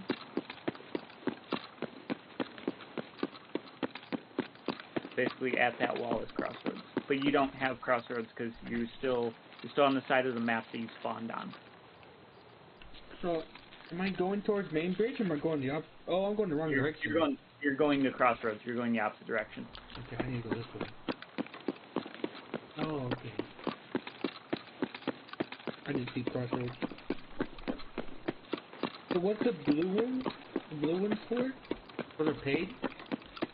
No. The green. So the green ones are the maybes. Oh, okay. So like Dorm's Exfil is a maybe if it's there and it's paid. Smuggler's Boat is a maybe it's there. Smuggler's Boat, you can tell it's there by there's a fire that will be there. You'll see the fire, you'll see the smoke. You stand next to the fire and that's where you exfil. See what are the other exfils? There's Dorm VX. RUAF I think is an always there exfil. Double tap 0, what do you or double tap O, sorry, what do you have for exfils? ZB13. ZB13 you can't take. Old gas, there's a maybe if there's smoke, then you go inside the bottom of old gas. ZB12 is a maybe if the light is on. But Crossroads is typically 100% exfil, and ZB11 is 100% exfil. So it's the two ends of the map. So that way, whatever side, if you divide the map into two sections and split it right down the middle, the spawns on the right side will have to exfil at Crossroads, and the spawns on the left side where you just spawned will have to exfil at ZB11. Gotcha. Orton was scared. Scavs were the orange ones. Yeah, I'm trying to. Okay. I just passed the main bridge. Yep. So it's not listed on the map. You're just to the right of Junk Bridge right now. That little white shack in front of you is that little solo building at like the intersection. Oh, where the three-way is. Yep. That shack is what everyone calls ice cream. It's an ice cream shack, but that call out's ice cream. This is the three-way. Yep.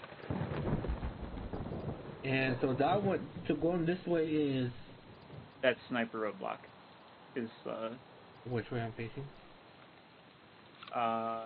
delayed. No, that way faces you down towards like Bus Depot.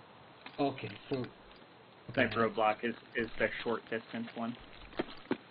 I'm gonna try to find 8. You spot 8? Oh, okay. Yep. It's not bad to try and find. You're going to get to a little intersection that when you look to the left, the first road on your left is going to take you to dorms. Go on that little dirt road that takes you towards dorms, and on the right side, you should see a blue shipping container when you're on that road. That's a bus stop. So there's a break in the fence. So Yeah, so turn okay. Yep, turn left.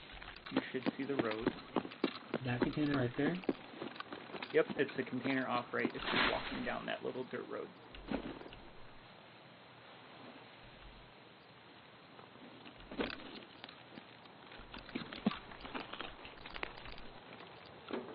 And it's inside the container. Oh. And they all look the same? Yeah, so I showed you the two styles.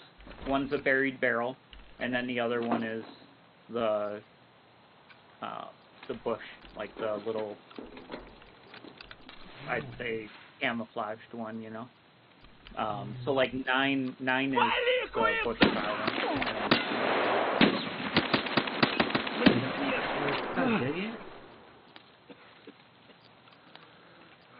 Патронов нет! Dude, my heart was racing. I was listening to you, and then this dude just starts shooting at me. Yep.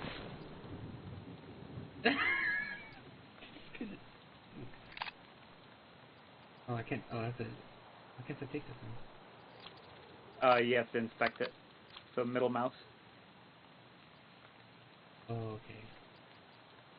Oh, I gotta inspect everything.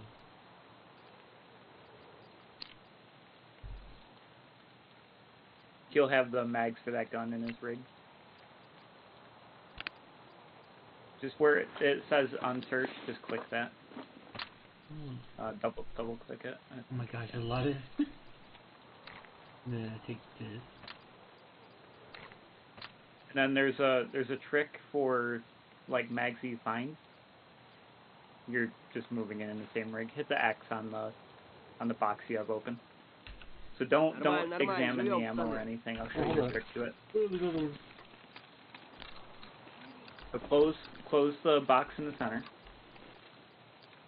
I heard someone talking to me to my right.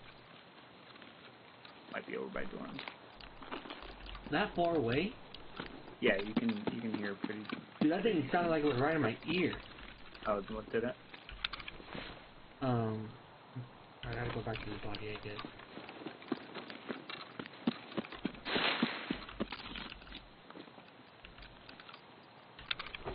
Okay, so what's the trick? Click on the body, I'm on his rig, his ammo. Yeah, so drag his mag to your rig. My internet is dying. And then once it's there, it should still have a question mark on it. Just move it over one square in your rig. Oh, and just 4 now. Yep. So the other way of doing it would have been to hit middle mouse on it again to check the mag. But then you have to wait for the scroll wheel to go through, and it'll tell you about how much ammo. So by doing it this way, it'll either stay a question mark, or it will tell you it's full. So it's a quick way of checking to see what mags are full off of bodies and stuff that you find. Oh, okay. It doesn't work on like mags that you have, like you shot your gun, so it's saying a question mark out of 30. It wouldn't work on that mag, but it works on mags that you pick up, basically.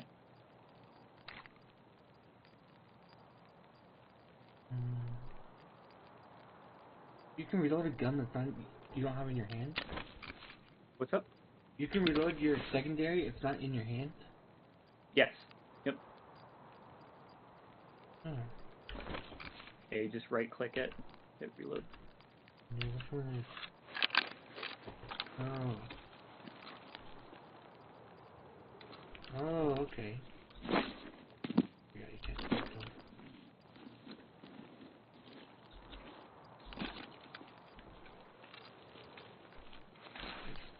You don't switch your weapon bind? No. Nope. The only binds I have changed are my toggle zoom for a sight, my hold breath, my VoIP for talking in game. I have bound. So like my hold breath and my push to talk in game are set to my mouse. And then my toggle zoom and change sight I have changed, but that's it. Everything else is set to whatever Tarkov wanted it set to. I have some binds that are like, I do have other binds that are changed actually. I have ones that are set up more for like if I'm in a gunfight or something to make it easy. Like I have my 4 and 5 buttons bound together so that when I have healable items in my pocket, like a bandage and a heavy bleed, so if I have a light bleed and a heavy bleed, I can fix it by hitting one button. Oh, okay. And then I have the same for if my gun jams, I click and hold one button.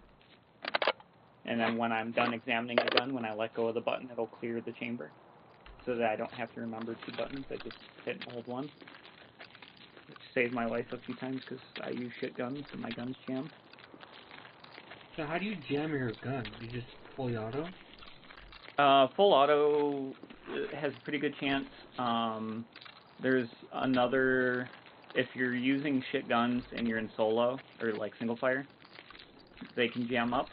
I had a pistol last night that jammed up on me. It's typically scav guns, typically durability guns that are less than like 80%. I say have a high chance of jamming. I've had brand new guns that were 100% jam up. That was the most irritating day of my life. Was when I had a brand new gun that I just bought jam on me first raid I took it in.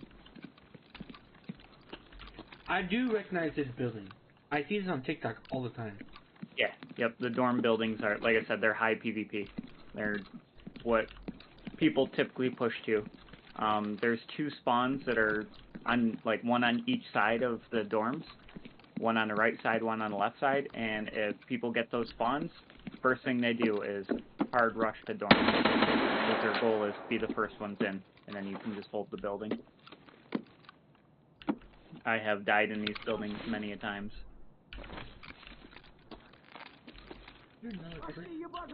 Nice kill.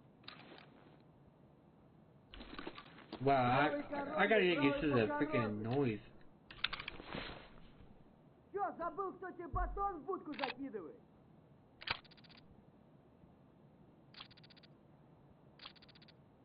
Yeah, this is horrible. Like I said, you don't need to loot. You're in offline, so none of the items that you're taking out are gonna count. Yeah, alright. Maybe I should put it back to F. Because I don't think... F...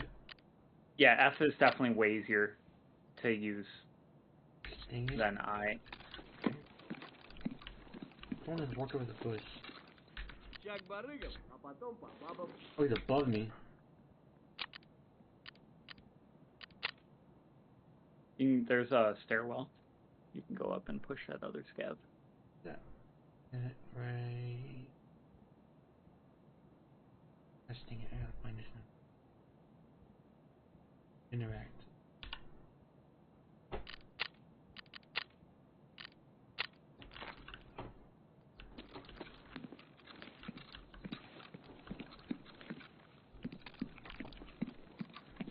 I've seen Dr. Disrespect play this on this map too.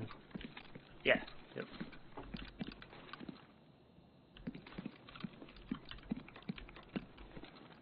Yeah.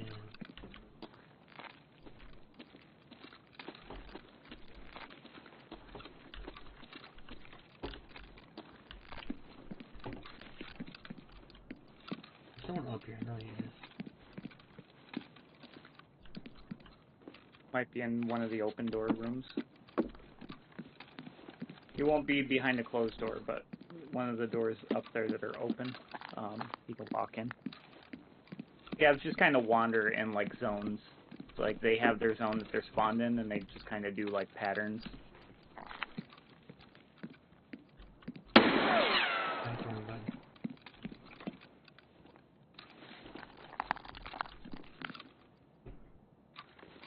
I know he's... Okay, that was...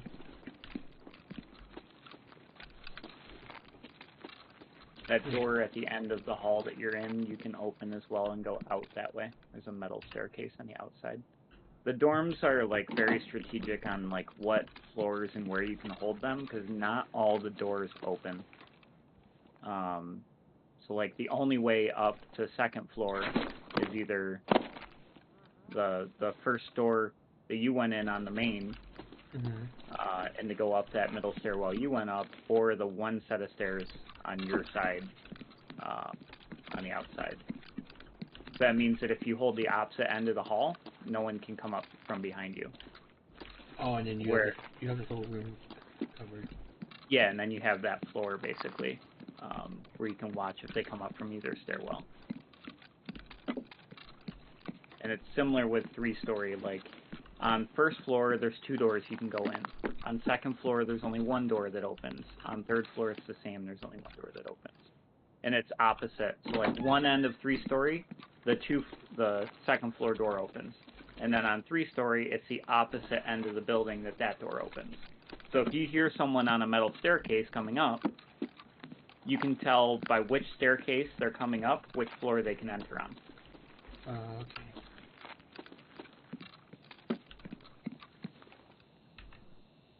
Keep searching like it matters. 15 minutes.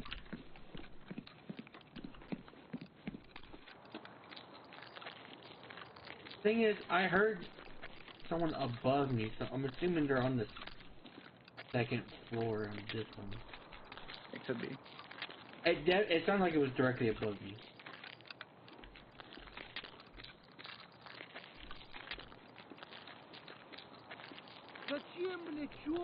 There should be scavs on first and possibly on second or third and 3-story. Usually it has a couple different spawns, but almost always will there be a scav on first and on second. There's someone above me. I hear him above me. I don't know if I'm tripping. The audio in Tarkov can be buggy and it takes a little while to get used to, especially with their new audio. The new audio that they just introduced is not a... No, I didn't do that. I meant to hit E, I hit R in accident.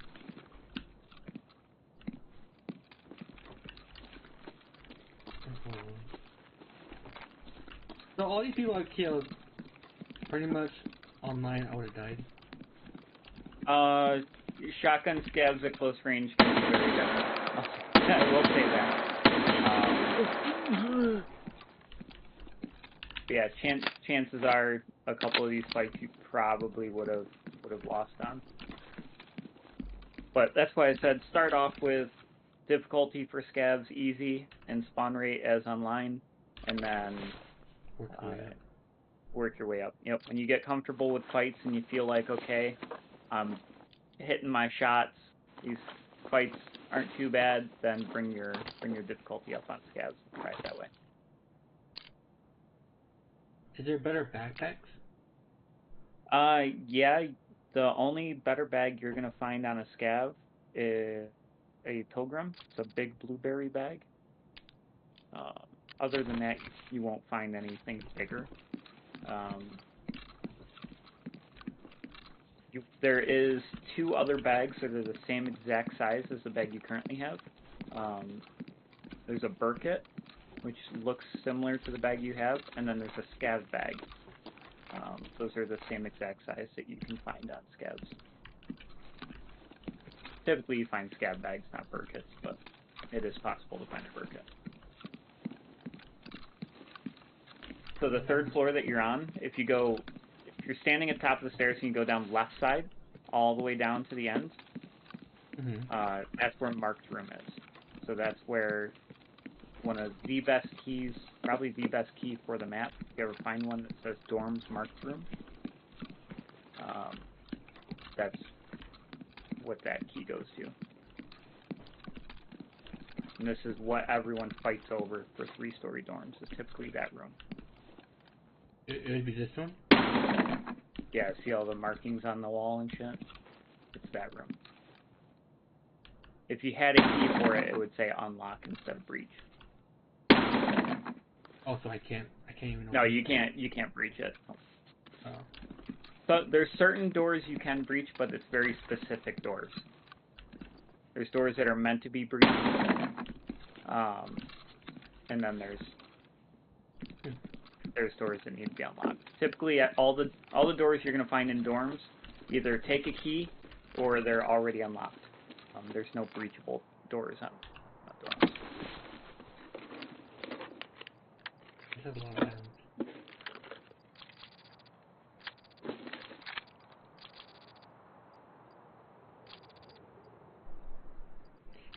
And you said I don't lose anything, right? No, you don't lose anything. I would drop the DPO. Wait, I dropped the wrong one? No, I would just drop the VPO. Because you don't... G36 uses different mags than the mags you currently have. Even though it's the same ammo type. And these are all attachments? Yeah, those are different gun attachments. None of these can go to the ones I have on already? You can't modify stuff like that in raid. You can like change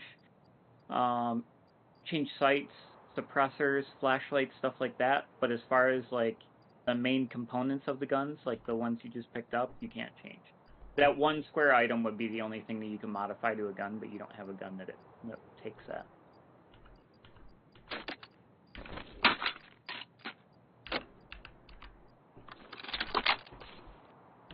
And pick up your M4, just look at it. You can pick it back up. What was it changed? In alt?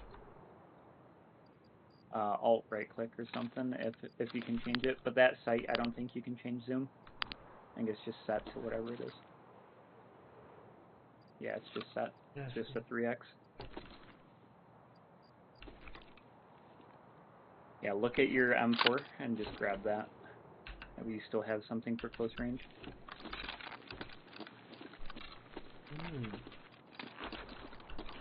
So this was... Okay, this is dorms. This is 3-story dorms. The other one's 2-story. Yep, 3-story. I'm at the direct top middle. I have 10 minutes. Yeah, you're like above that little wing on that little dog leg. Oh, I guess I could check. Should I check to see if there's one behind me? Exfil? Yeah, you can see what it looks like. You don't have the cash on you to take it, but you could look at it. It's either the gate will be shut, or there will be a car waiting there. And it's like straight across from 3-story, like against that fence across from 3-story. So it's like following this fence? Yeah, you're like staring right at it. And it would be right here. Oh, yeah, just go through the bushes. That gate right there, that's where it would be. The gate would be open and there'd be a car sitting there. You'd hear the car running. Just, you gotta watch it, so that exfil gives you 30 seconds or something like that you have to wait before you can get out. So if there's anybody inside dorms, inside 3-story, they can see that it's been activated and try and push you. And it's 1 grenade in that general area and you're dead. So you just got to be really careful if you go to take that exfil, that there's not people inside 3-story dorms. Well, that's a person.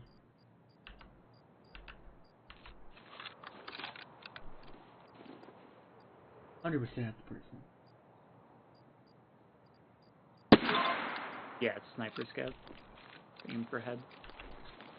See, he would have saw me. Yeah. Yeah, that being that close is possible. There's skills and stuff that you can level up, that you will level up just by playing. And it helps you not get detected by scavs. So like you could be that distance to sniper scav and not see him. So that the building you just shot that scav on is 1 spawn for sniper scav. And then you see the 2 white towers to your left? Yeah, the big silos. Mm-hmm. The left one, another sniper scav can be on top of that one. Be on top of the platform at the very top of it.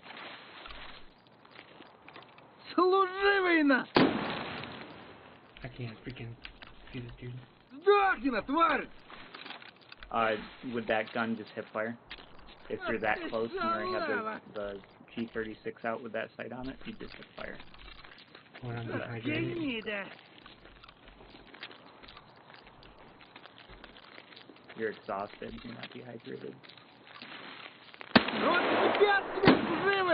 I'm a gun jammed. Keeping, I think, is L. Press L. Help? Is it still jammed?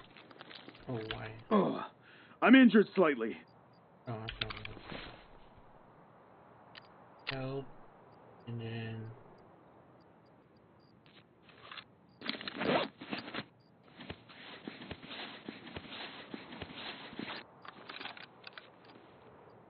I use a bandage on my right arm? You already used the car on it. The car will fix a light bleed.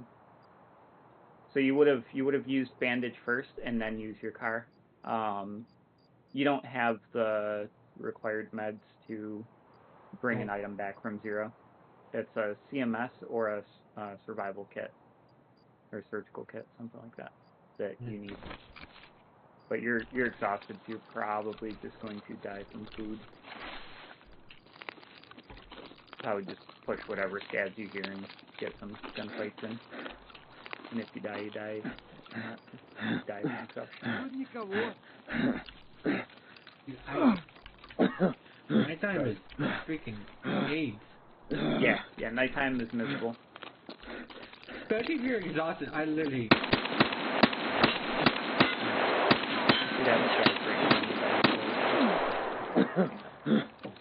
Did you not die?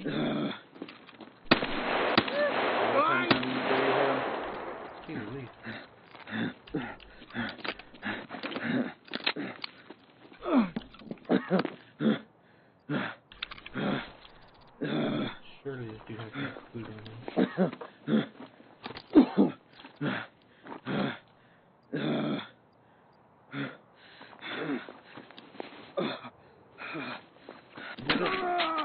I just got shanked. Shanked? That's what it sounded like. You might have just died from exhaustion. Oh, it's not like I got hit with a gun. No, so there's a screen that shows you what killed you. I'm in thorax. Okay, so now hit next, and you should see like a health screen, and you can hover your mouse over like the injuries. You got a few scab kills, 6. I killed 6 scabs. Yep. I only killed 2. Nope. Oh, you killed quite a bit. Yeah, hit next on your kill screen. You should see a health screen. I don't know if it pops up in offline raids or not. Yeah, that's how much XP you would get. So notice how it says you went to level 2, but as soon as you're through all these screens, it'll just say you're still level 1. I don't want to play a real one. If you do a real one, I would do a scav. That's why I said the best way for you to learn right now is just go back and forth between offline learning the map itself and doing scavs. Because scavs, you can run around, be free, do whatever. Just don't kill other scavs, basically. You want to try and decipher the difference between a scav and a PMC, or else your scav timers will become outrageously long if you kill other scavs.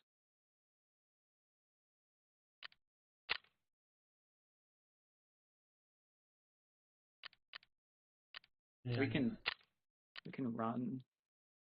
Let me I can load into a scav with you. Where do you want to scav customs? Go 15. Scat your nighttime, so go 15. Yeah, So it's 3 a.m. and that's 3 p.m. is 15. On other players. Yep, and then hit looking for group. I'm gonna just directly look. Give me a second. Yep.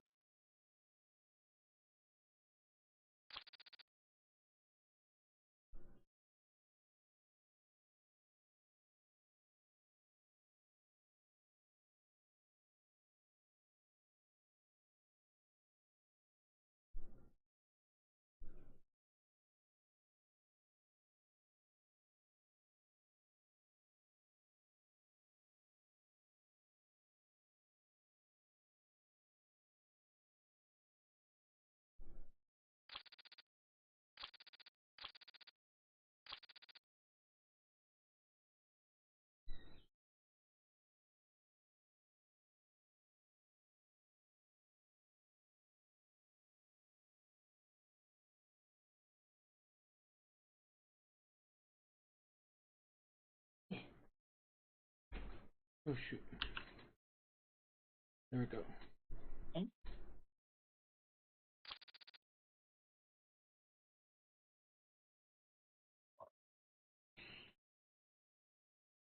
And these are all different, like its own map.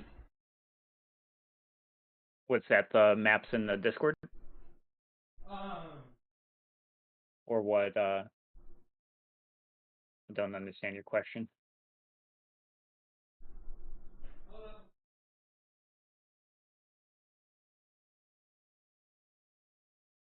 I bet. Like customs, woods, all that on the game. Those are all different maps. Yep, they're all different maps. So there's because you're new to Tarkov and don't really know like much about the development of how Tarkov's like has started and where eventually their end goal is eventually. So you see how when you go to decide what map you want to play on, they're all kind of next to each other. Nikita, the head developer of Battlestate, eventually what he'd like to do is to make all the maps connect so that you technically would never have to leave the raid. So that when you exfil, you'd basically have to go back. You'd have to find the exfil to go back to your hideout, and the other exfils would just connect you to the next map. So then instead of exfilling out of the game completely, you would exfil into the next map. And then when you go to leave, you have to hit one of those bunkers, and that would bring you back to your hideout. Okay, that sounds actually really sick. Yeah. That's why right now, so Streets just came out. It's been a couple years of waiting. People have all wanted Streets. There's Nikita hyped up Streets nonstop. So right now, this first version of Streets that's out isn't going to be the last one. This is bare minimum. Streets right now is huge, and Streets right now is already one of the bigger maps. But eventually, this is only version 1. There's still more that they have to open up and expand. because they want to make some walls breakable, doors breakable, stuff like that, so you can blow them up, and open up different areas of the map. And right now, none of that's in. So it's only like the main center square of Streets. Eventually, when Streets gets fully released, it will be larger than basically every map combined. That's smugglers. Is so the only way to extend your I'm still looking in. Only way to extend your time is by killing. Like It's your to extraction extend your time. No, there's no expanding any times. It's Okay. whatever set time frame you have in the raid is your set time. That is the server itself. So everyone has to be exfilled by the time that hits 0. Which I get. I can understand why. I can understand like so that pros don't pick on people like me. Because there'd be there's no punishment for not leaving. If that makes sense. Like they can't just stay at camping the whole entire game. Alright, you're right next to me. Good. I was really hoping it spawned us together. This is me. I'm actually gonna ditch this helmet. I can hear again. Alright. So now you were just killing scavs, now you don't want to kill scavs. Unless it's a player scav killing other like AI scavs or other scavs, you don't want to kill any. Will they shoot me? Other scavs are friendly to you right now. Oh. The only kills you want to do on this is like in self-defense. So like sniper scav isn't gonna care about you. Player scavs might get a little sus at times. Sometimes you gotta do what you gotta do. But for the most part, you don't want to kill anyone. But since you're not a scav, are they just gonna focus on you? We're both scavs right now. Oh, you need the shotgun? Grab the shotgun off this guy.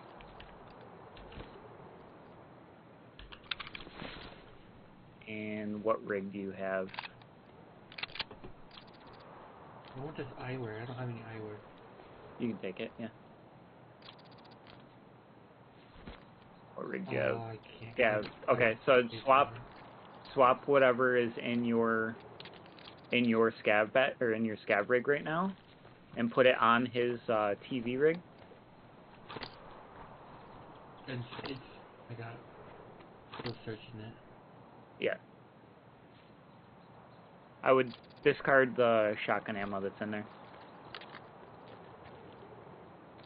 Armas. Is that you moving or is that someone else moving? Another scav, player scav. He just ran by. He didn't give 2 fucks about us. Another player scav.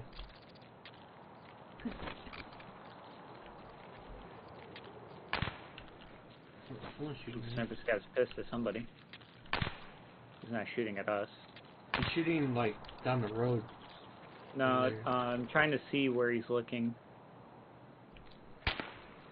He went to our right too. He's over there. Okay. So there's a player that is. It's either a player scav that has killed another scav, or it is a PMC.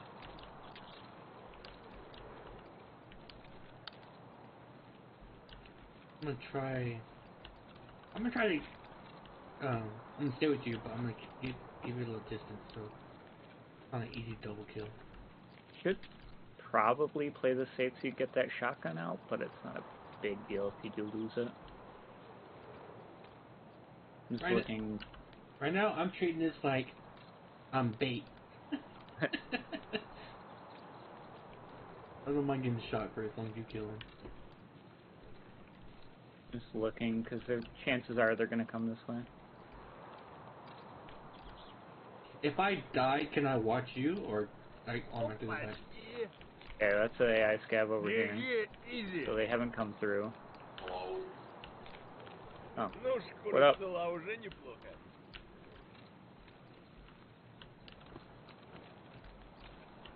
Is this you or is this him? him. He just went running through. Yeah, he just looked at me and he wiggled and then ran away. Yeah. Yeah. Yeah, it's kind of scary how he was able to find me so easy. I think I didn't shoot. I almost shot him actually. Double tap and see where you have for exfils. I got military base, warehouse 4, and scav checkpoint. Oh, you got scav checkpoint? Cool. Alright. We'll go scav checkpoint. Let's get that shotgun out of here. We'll hit a couple stashes and see if they've been hit.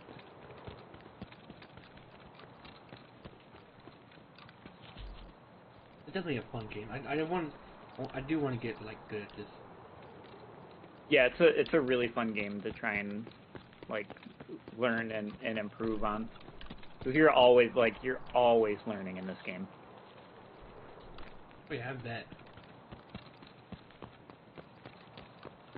I saw a Reddit. Someone was saying that it took them like 3 to 4 months just to be average. Yeah, my first wipe, I could barely kill AI scabs.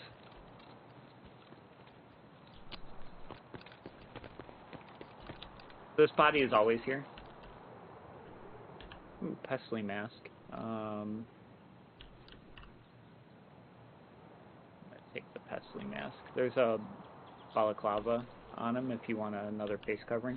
They're really nice to have. Kind of blends you a little bit because your face, like if you're laying down on the ground, surprisingly, your face is what pops up like super easy.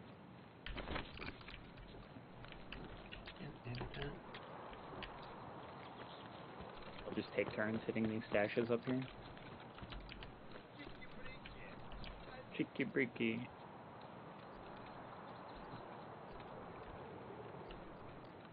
PMCs are those. Oh, I see someone right in front of us. Yeah, there's two. I'm just watching.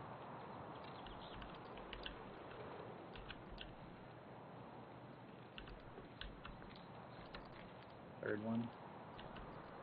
That's a scav. They're all AI. They ran past scavs. There's scavs as well. One to your left too. Oh, those are all 3 of them to your left. Yeah, there's scavs. Oh my gosh, there's like so many of them. Yeah, the 2 guys that ran over, those are both player scavs. I'm assuming they probably hit I got 3. There's one running right to us right now. Yeah, did you come over the pipe? Yeah, I'm running inside the thing right now. Inside the complex. Oh, you're bus stop. Okay. I will look inside the stash then. This is a... Okay, this is 100%, this is an AI. Yeah. Right in front of me. Yeah, you can tell the difference between AI scavs and normal scavs. That's right, I see you to your right, behind you. Oh, you went over there. Okay.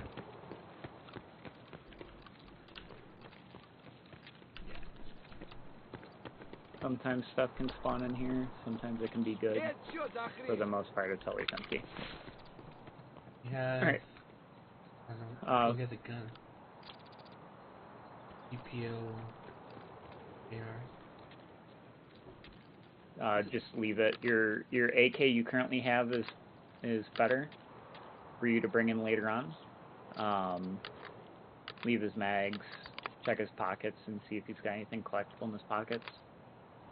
You got AK ribs, whatever. Yeah, they're 10 rounders. You can buy those off the start, so I just leave them. Yep.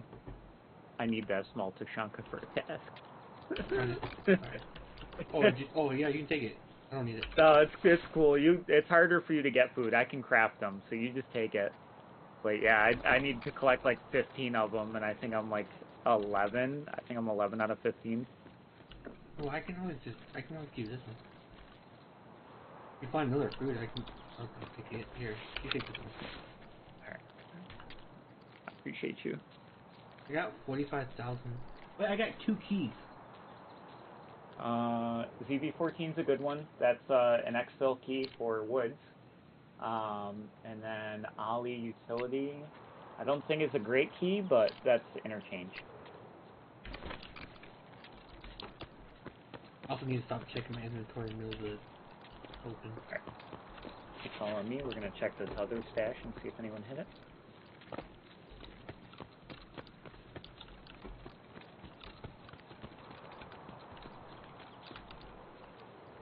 Yeah, somebody hit it. Pull up my phone real quick. That is... This is number 9? Or 10? This... where is my map? This is 9. The 10's right here. Yep, 10 is on that front corner.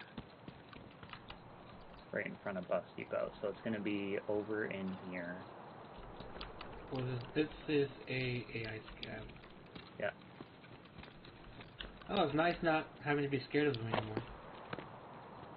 That's why I said I would bounce back and forth between your offlines and these, because the guns and stuff that you get out of this scav, you can bring in an online later on. You can put on your PMC and basically use this loadout. Oh, where number 10 is. I don't think I've ever hit number 10. Gotta be in these tires or The something. dude's just running back and forth. Yeah, they do that. Yeah, scavs do be kind of dumb. Yeah, Can I okay. talk to it? Oh, this is a Alright. player. What's up? This is a player scav.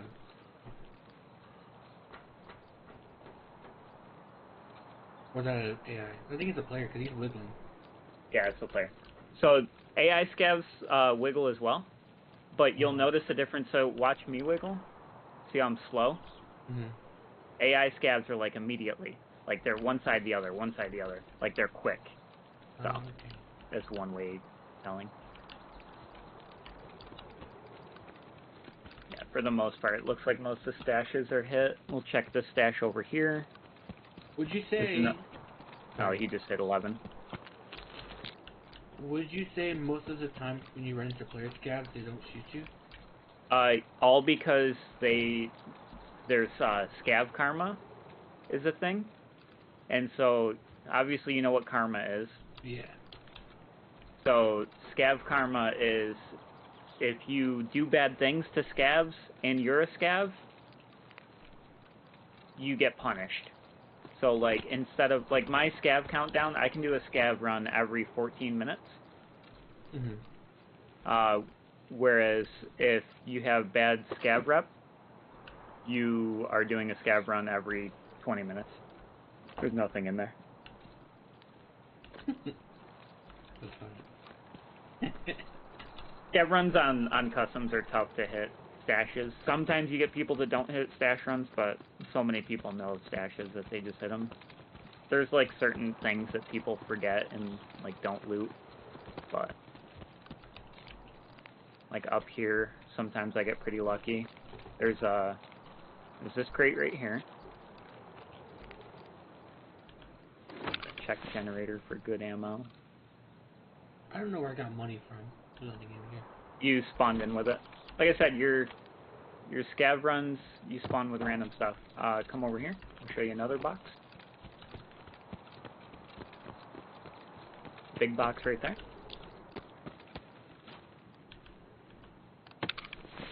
I'm just kind of looking for like scrap stuff to just kind of sell. Nada.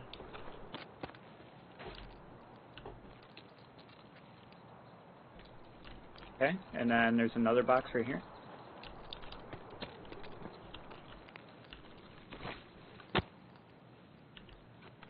Interesting.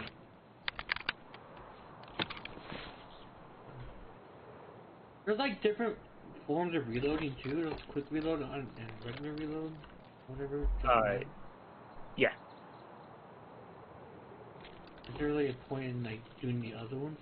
Just normal reload? So one drop. The drop mag one typically is like a fast reload.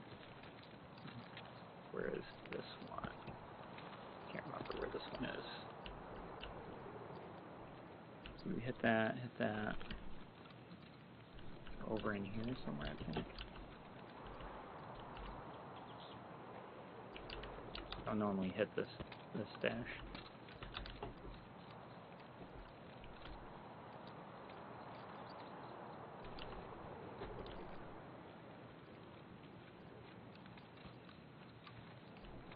I thought it was up by blue fence. Yeah, it's right here. Okay.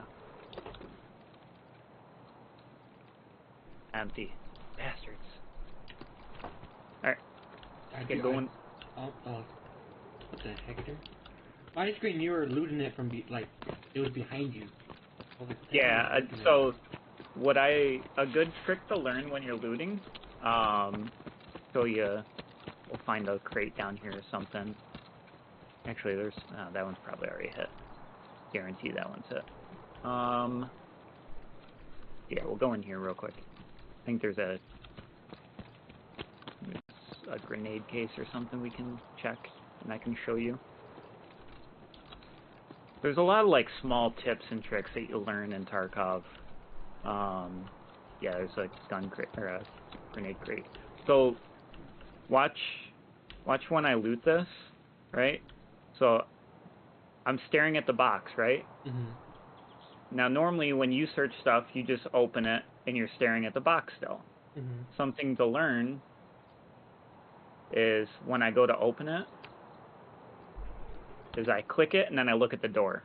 So now if someone pushes in, I can get out of it and I'm facing them. Oh, so just get used to like hitting it and then quickly looking at your most vulnerable spot where someone's gonna walk in from. There's a grenade you can sell for a grenade launcher in that case, in the grenade box, and then the duffel bag is empty. Weird how, even though you know what it is, I still have to search it. Yep.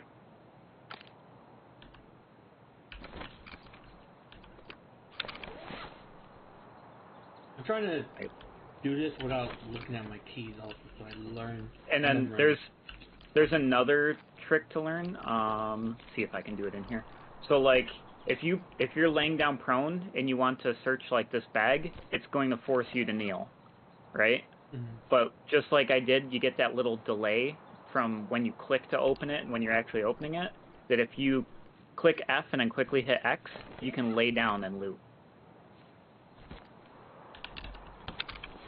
Oh, I didn't do it. You probably can't do it there because you're kind of like in a small space, but if you go to the open over here, like come in on this side of the bag, and then quickly do FX, F then X, you should go prone. Gosh, dang it. I don't know why I keep reloading. I'm not even hitting R. It just starts reloading for no reason. Alright. We have 2 minutes. Yeah, it's fine. We're at our exfil basically. Is it right? Is it this gate right here? It's right on the other side. We're just gonna grab a little bit more. You still have some empty spots, so it's gonna fill your inventory with whatever we find. Gives you more stuff to sell.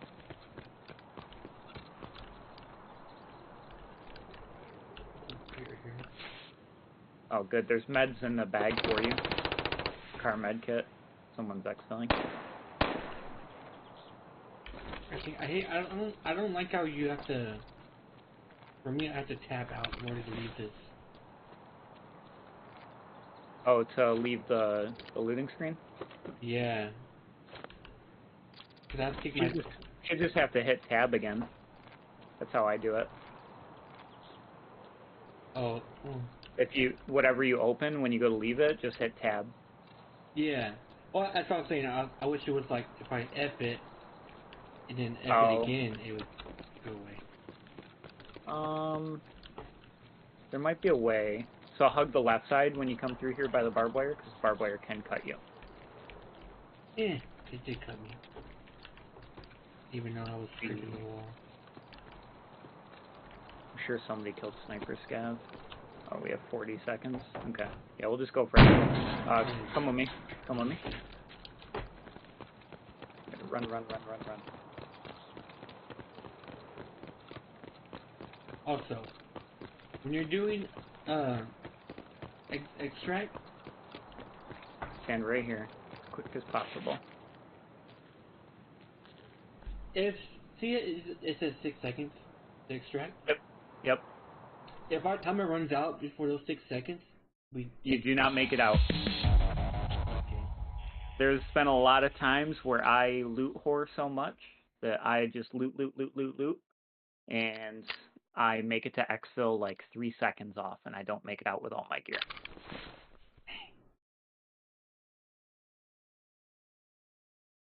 Yeah, now what you do is you just kind of transfer everything into your inventory.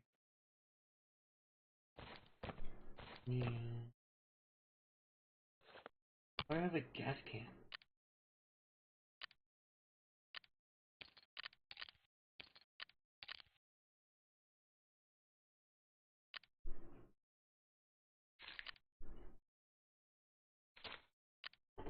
It is money stack. Yeah. You can put rubles on top of rubles. Should be able to stack it all the way up to like 500,000?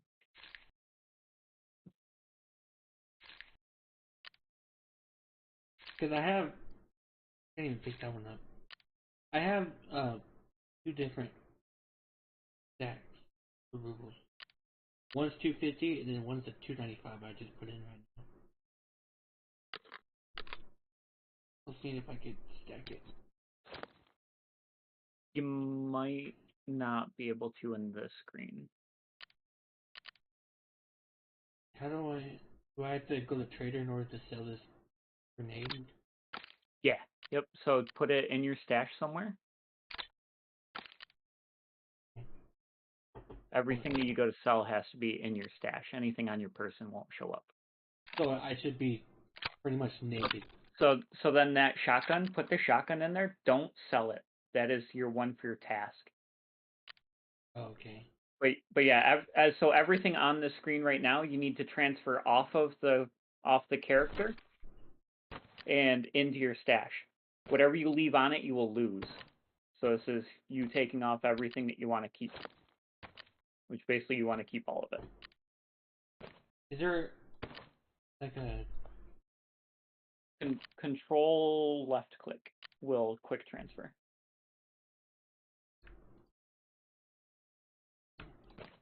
There we go. Okay. Next. And grab the knife and collect those knives. So the black Damascus ones, like what you just got out, that will get you a free ump after 7 of them. And then there's like a gold brass one. 8 of the brass ones gets you an MP5 that you can trade for at level 1. So just consider those knives free guns, basically. And then you go to traders. And then here's my stash. Oh, I have to go to that's the right one. The fence is the one that I can, oh yeah.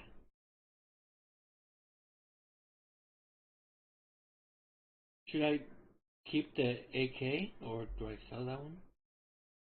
For right now, I would keep whatever guns and the magazines for them, because then you can bring them in later on. When you go to do onlines, you can use those guns later. The only time for you I would sell a gun is if you're running low on space and you just have like a bunch of guns, a bunch of like scav guns. I would sell them. But for right now, with you just learning, I would take whatever free guns they give you and use them. So should I just? I'm at 545,000. Just keep my money. Yeah, I wouldn't buy anything right now unless you needed ammo for the guns you bring out or anything. I would sell off the hat that it gave you. The leather cap, or is it the one? The leather cap, yeah, the one you just got out of the scav raid with. I didn't like this one. Yeah, I'd sell that. I'd probably sell the goggles. No, upper left, you're gonna see a sell tab. On. Oh, above the trader. there we go. And then you just put it in the center. Oh, here. Stuff. Yep, just drag it, put it in the center, or you can control left click, just like the quick transfer, and then do the same with the goggles. The goggles don't really serve you too much of a purpose. The grenade I probably wouldn't sell to fence. I would sell it to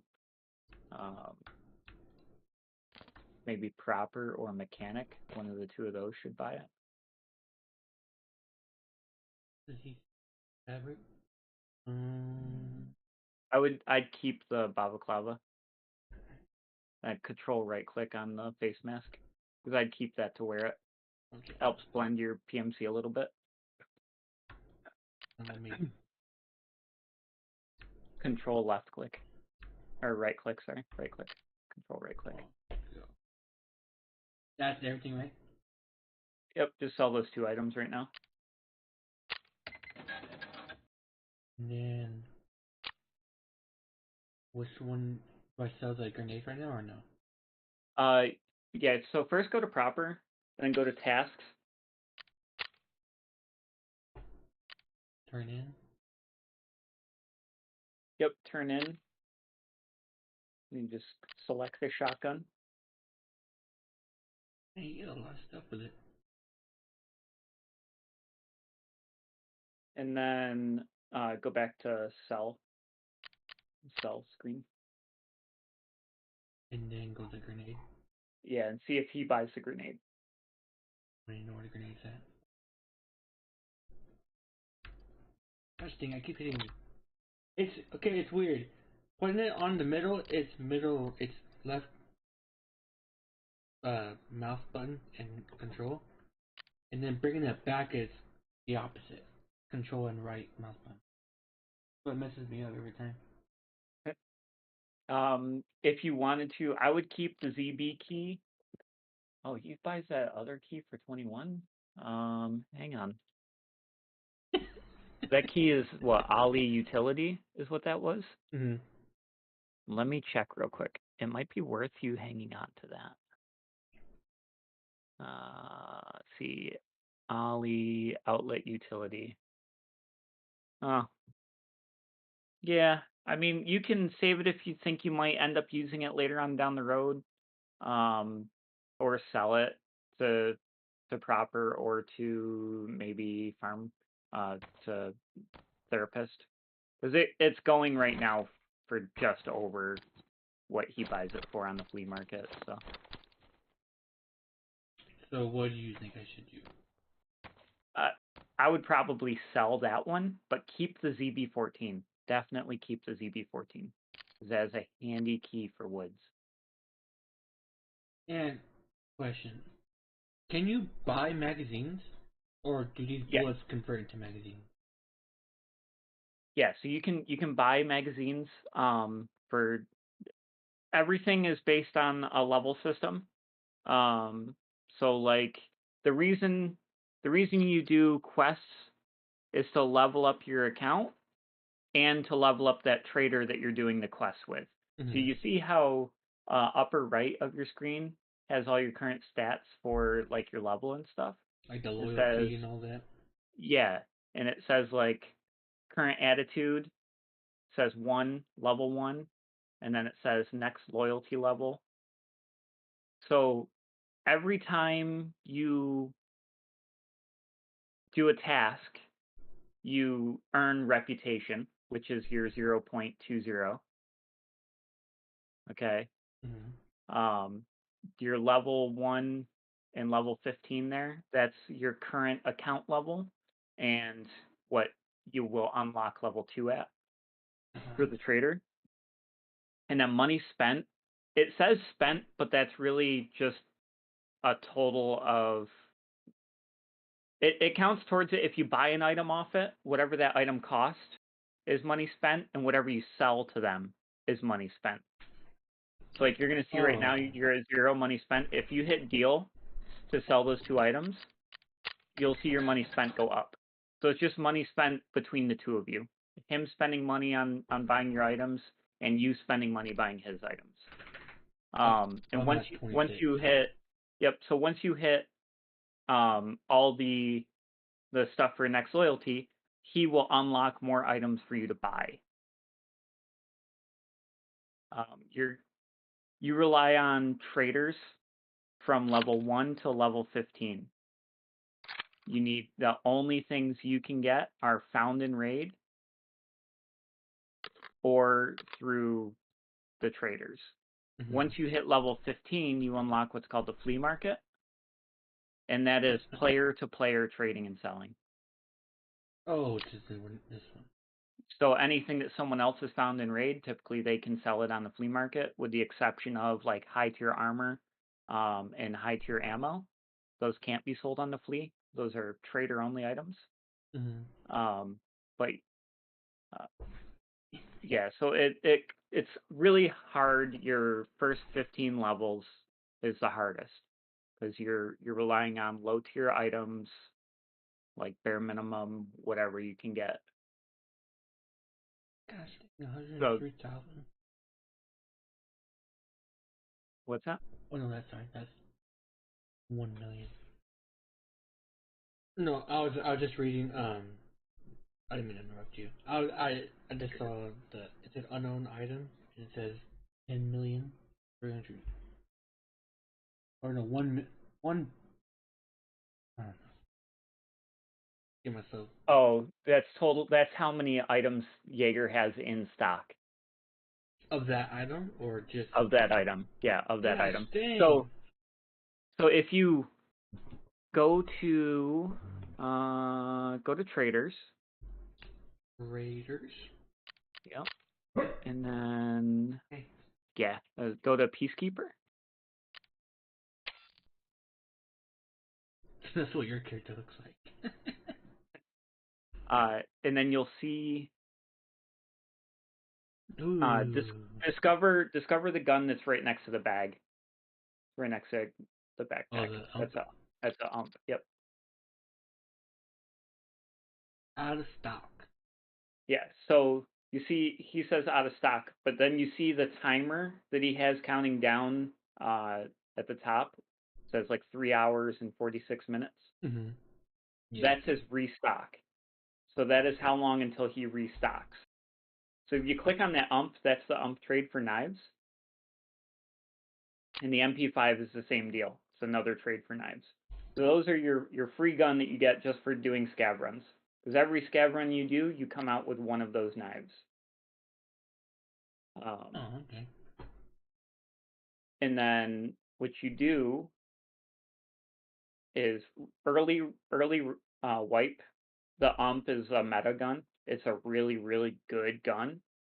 So they sell out almost immediately. So if you have enough knives to do the ump trade, you need to kind of time it so that you are watching that screen when his timer is going to hit 0. But yeah, that's why basically. That's why you see all the numbers at the bottom right, like the MP5. He has 13,978 of them. Mine says 78. I gotta refresh. 13,925. Because that's how many he has in stock for this cycle.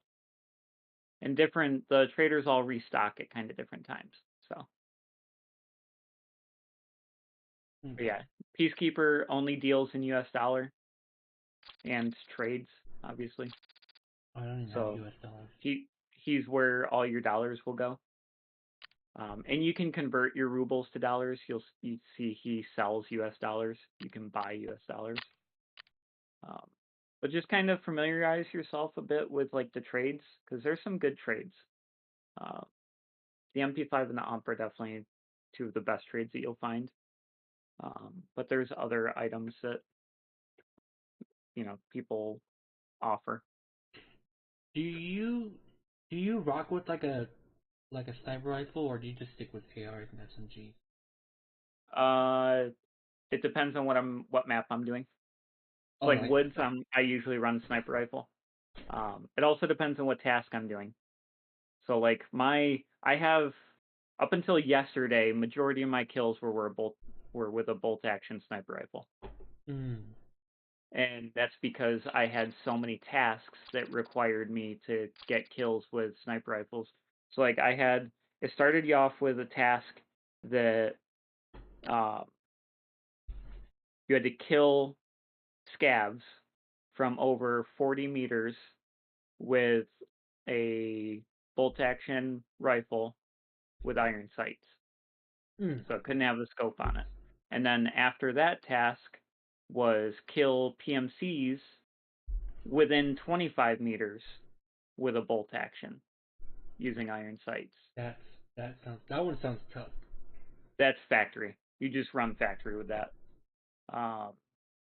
There's another one where you have to get like 3 kills with pistol, 3 PMC kills with pistol. That's a factory one as well. And Factory is the smallest map. And PMC, they can be AIs too, or is that only online players?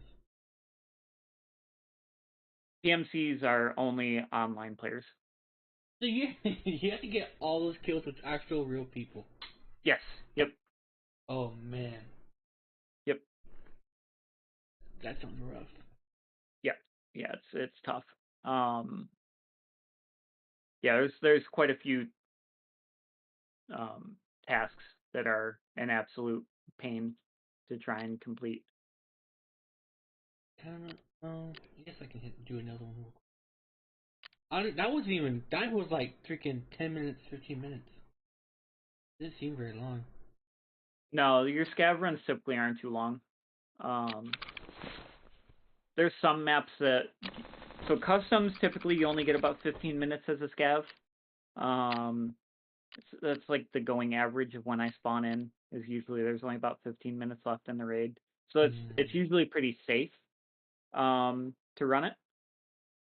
There's other maps like Lighthouse that you're gonna spawn in, there's gonna be 30 minutes left in a raid. You're gonna have majority of the raid time still. But the sooner you spawn in, the more stuff there is to loot, because there's not as much, places that people have been. But there's still more PMCs, so it's a higher risk and less likely chance of you getting out alive. And the timer, it matters on which map you're on. Like it varies on the map. Yeah. Yep. Everyone varies. So like, Seems like lab is probably the biggest. which one? Lab. No, labs isn't the biggest. Labs is the most juicy though. It looks But like it's just pure buildings. You need an access card to even play labs, which you can spawn in with as a scav. If you get a scav and you look and you have a labs access card, that's like 40K, I think, when you sell it to a trader.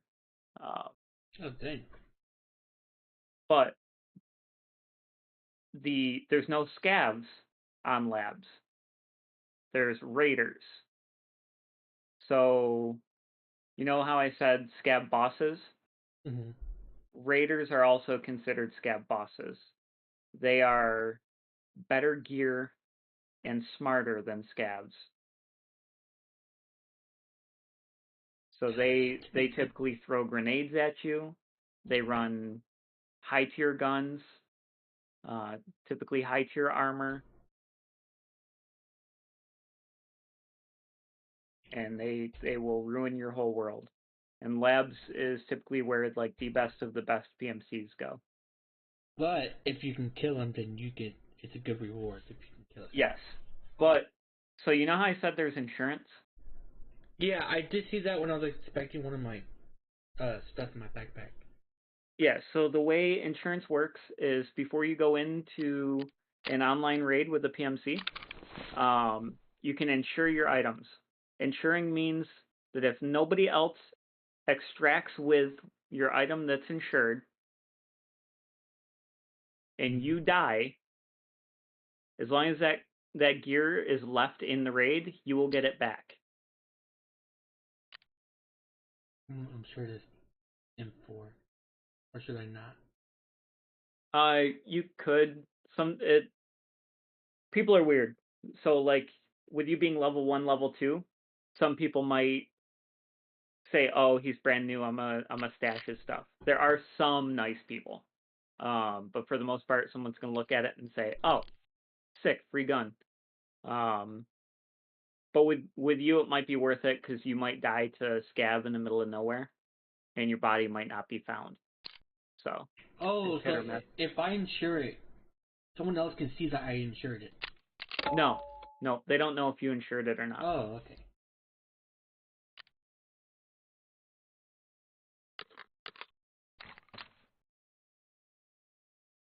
Dang, dude. My inventory's a mess. And then depending on who you insure it through, you'll get it back in different time frames, depending on like what your reputation is with them. So like if I go to insure, so proper return time 24 to 36 hours. Therapist, I'll get it back 10 to 20 hours. It's a long time. Yeah, so proper, typically I get my stuff back 2 days after the raid. Like a day and a half is when it'll pop up. Mm-hmm. Where therapist, I'll get it back tomorrow. If I hop on tomorrow, I'll get it back tomorrow. But you pay more to get your stuff back quicker. And are these? So how do you know when you have a skill? So right, you have skills. It's just they're all at 0. Oh, you don't actually And put then points. it levels itself up based on your raids. So like endurance, you're at 0. That'll Mhm. level up just because you're running. The more you like run, GTA. the more you're moving around. Yep, the more it'll level up. The strength, the more stuff you're carrying, the more times that you're walking and you're overweight, the strength will go up. Health, just for being alive, it'll go up. For using medications, it'll go up. Metabolism goes up every time you eat and drink. Stress resistance is anytime you take a little bit of damage. If you brush barbed wire, and even though you're not gonna like take damage, just you brushing it gives you stress resistance. Attention you'll get just by looting boxes. Attention you'll get by just listening and using like headsets. Perception I think is the other one. I can't remember which one's which. Searching speed. Searching speed, yeah. So that's just by opening boxes.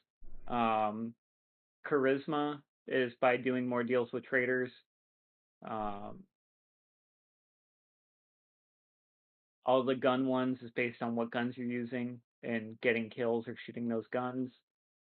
There's recoil resistance or recoil control that is just by shooting guns. You will gain recoil control. Mag drills, if you bring in extra ammo and you load mags, you'll get that. Or if you pick up, say like a scav has a gun, you don't want the gun, but you want to level up your mag drills. Mm-hmm. You can just unload the mag. You right click it, hit unload, and it'll take all the ammo out of it. And then you can ditch both of those, but that will have started to level up that. Aim drills just by aiming up and down.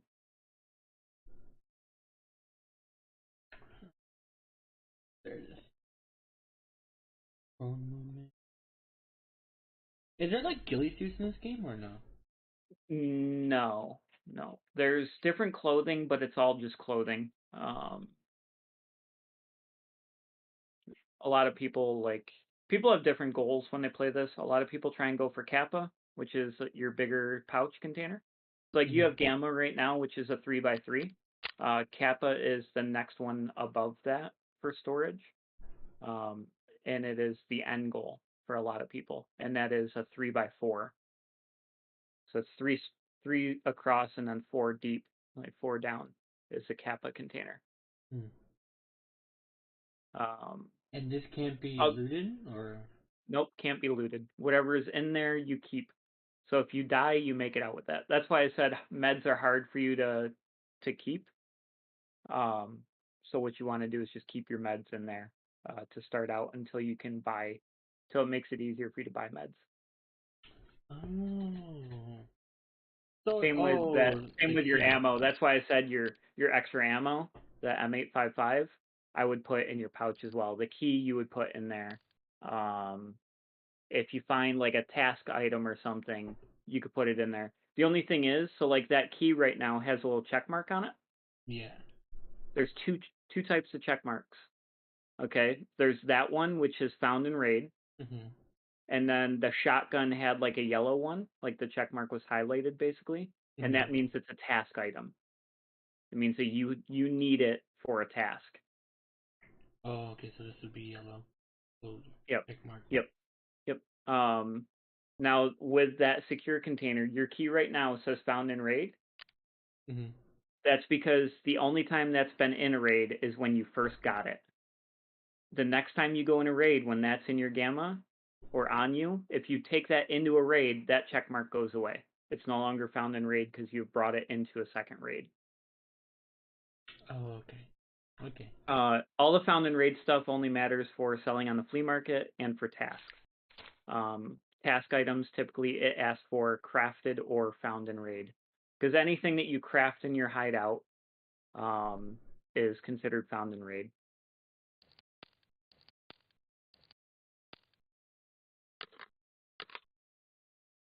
Yeah, okay. Oh, that's like, okay. I was just about to ask you how you do that, but I just figured it out. Loading mags. Yeah. Yeah, you can also right click it if you have like different ammo types in your inventory. You can just right click on the mag, on an empty mag, and hover above load ammo, and it'll show you all the different ammos you currently have that you can load in that.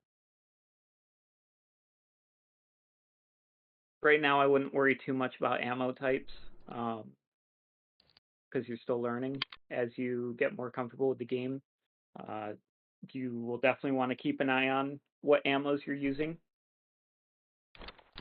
Because, like I said, there's some ammo that is, there's bad ammo, good ammo, and great ammo is how I would classify the ammo types. So like right now, you can only buy bad ammo. The ammo you have, that M855, because you can't buy it right now, but that's good ammo. And then ammo that is super rare for you to find is great ammo. And you'll learn as you go, like different ways of telling if it's good ammo or bad ammo. It makes it really, really easy when you get to level 15, because all you do is, if it can be sold on the flea market, it's not good ammo. If it can't be sold on the flea market, it's great ammo. Oh, okay. But like I said, that's only a trick you can use once you're level 15. Do you have a go-to weapon that's good? Early wipe, the Mosin isn't bad. If you can get used to, if you can hit your shots, and you get decent with a bolt action, a Mosin isn't bad.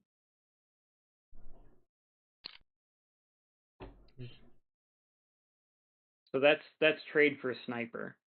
The two long guns right below that are also Mosin infantries that you can buy.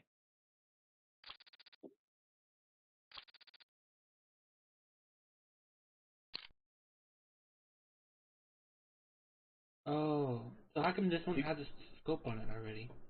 So the sniper is one that doesn't have a front sight.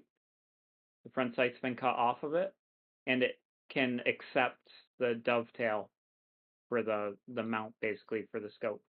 The infantries have a front sight and cannot accept a scope. So basically what it means is one can have a sight, one can't have a sight, is basically all it is.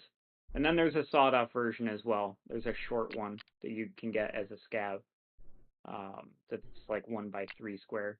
Doesn't take up hardly any room. That has a front sight. But you prefer the non-scope one? The Yeah, infantry that's version? just because that's what you can buy, right? So that Oh. it's mainly because that's accessible for you to get early on. Um, but yeah, the Mosin, you can buy the ammo for it. You just buy LPS rounds and you can get the gun. And the reason that I say that's a good gun is because it doesn't matter if you're fighting people that are high level or low level. You get hit by that round, it's gonna fuck you up a bit. If you get hit in the head with it, you are dead. It doesn't matter typically if they have a good helmet or not. If they get hit by an LPS round out of a Mosin, they're dropping.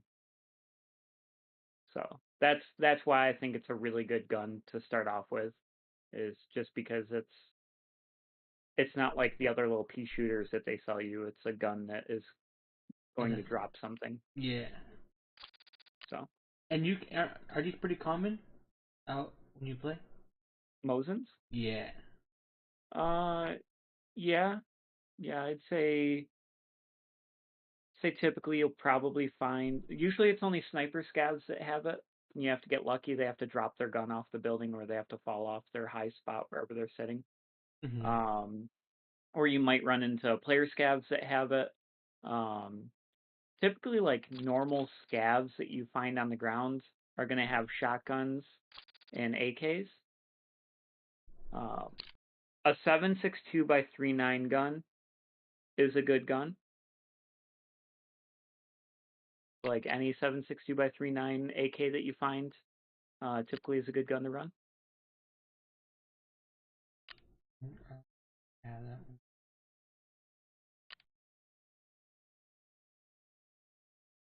No, I don't. I don't have one. I don't think so. No. That would have been that AK with the 10 round mags that I told you to leave. Oh. That's that one. But right now, that 5.45 has a better sight than what you would have been able to do with that 7.62 AK. And you needed the shotgun for your task, so it was kind of like a, weighing options. It was worth getting the task gun out rather than having another second good AK to use. So A thing is done. What, yeah, so you're saying you're just short. I have your second shotgun too. I did give you that. Whatever. Yeah, the Tashanka. Yeah. If I, ow, if I have some, say I had 5 or whatever, and we're playing. If we jumped into the game, I dropped you the 5. Would it count for you? I wouldn't be able to use them because I need them found in raid. Oh. So that's where the big thing of found in raid comes from, is your task items. Oh, okay. Now, like I said, I can craft them. I need rye croutons, squash, and a large Tashanka, and I can make the small ones that I need for my task. That's all hideout stuff. I would say get to like level 3 or 4, and then start looking into your stuff for your hideout. Because the hideout is a whole nother animal. That's where you do all your upgrading, though. That's what you said. Yeah, yep, yeah. That's where you do upgrading, and it helps your player for like skills and leveling up skills. Like right now, what I've been working on upgrading is they added a gym that you can install that helps your strength stats, and I'm working on that.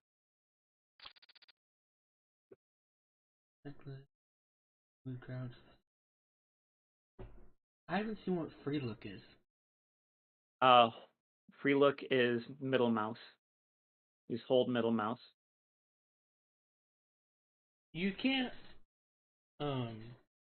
It lets you turn your head, basically, is what it does. You can't holster your weapons, so you can like run quicker or anything. You pull your knife out.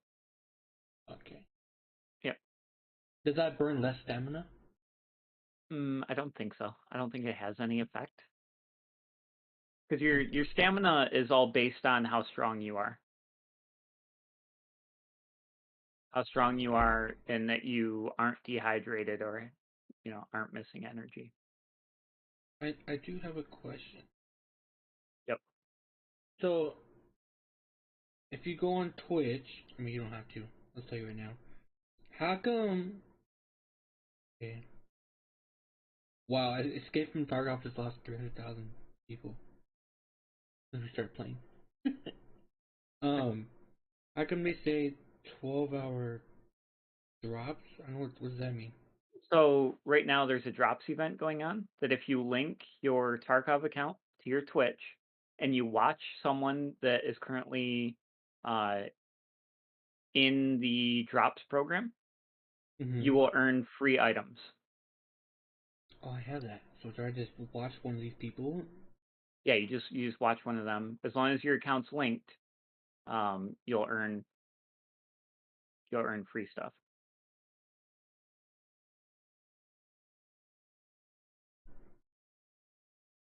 Do I have to keep watching them or like? Yeah, you have to keep watching them. So your first drop is earned after 2 hours of watching, and it's a common. And then another 2 hours of watching gets you your rare. And then another 2 hours gets you another common. Then another 2 hours gets you another rare. And then the last 2 hours get you your legendary. But you have to watch them for like the 8 hours Gosh dang. to earn the legendary. And you have to claim the drops every 2 hours too. So if you don't claim it, you don't start earning the next one. You can't just turn it on and take a nap. You can. It's called extensions. You just use an extension called like Twitch auto claim or something like that, and it claims your drops for you. And you just leave their stream up on your computer and walk away. That's what I do. Just pull up someone that's streaming with drops on. But yeah, every New Year event, when a wipe happens, typically Battle State enables drops for Tarkov. 19 minutes left. Also, is a wipe in this game, is it the same as a wipe in like Rust? Yes. Yep, basically. Alright, what the heck kind of gun do I have? You have a cutter. Come here. We're gonna trade. Come down here. I thought you spawn in faster than I do. It's all about RAM. Yeah. That is true. I don't have a very good one. Okay. So pick up the shotguns there, and all the ammo is right here in front of me.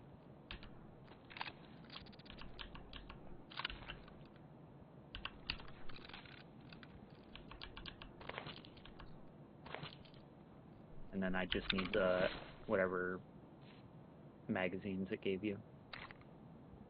Keep trying to drag and drop. Thank you. Yeah, it's not like Daisy.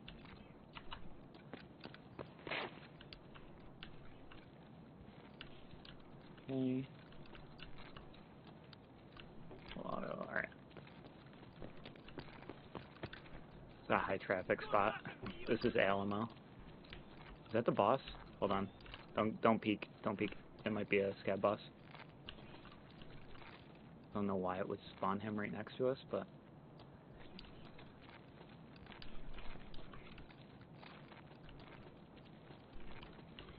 Yeah, spawning right here.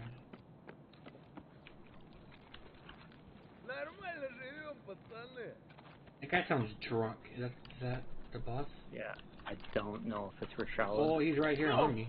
Or is that you? Where is he? No, it's he's not on him. the stairs. He's right here. Oh. He has a sniper rifle in his hand. That's not the player that I'm right next to. No, I don't think so. He's right on the stairs where we just came up. Yeah, I'm looking right at him.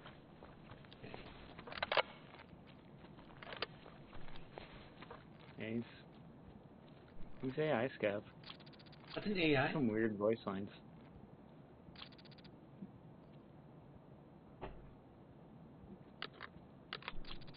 What up? Is that you or is that someone else talking? Someone else. What's up? I need small Tushonkas. This is his first day playing Tarkov, so yeah. It's my first day out here. He needs a white armor if you find one of them. Nothing yet, but I'm heading over dorms. You guys been over there yet? No, we just spawned in here. Alright, enjoy. Okay, which one is you? I went to right side. Should hear me looting right now, opening crates and stuff. That's definitely not. You all went different directions, so I just picked one and hoping that was you. I hear one here. Me. Yep. Nope. I found both of them, but I'm in this little room in here with okay, with this. Nope. A bunch of stuff looting here. Yeah, it doesn't look like this place been hit.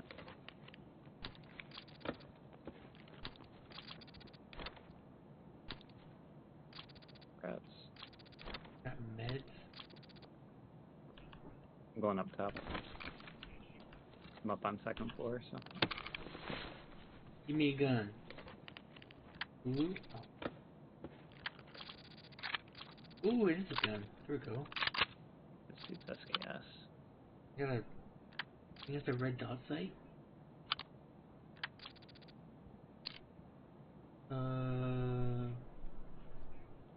It's just a type of light. Is this a floor grip? I'm gonna pick up everything and then drop whatever I don't need. Good. Well, at least I have a full backpack. Yeah, this doesn't look like looted at all.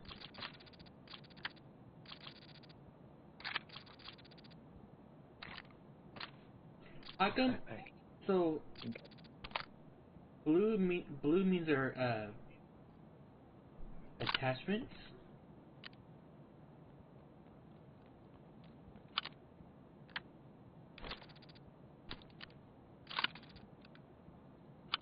There's a AK-74 for him.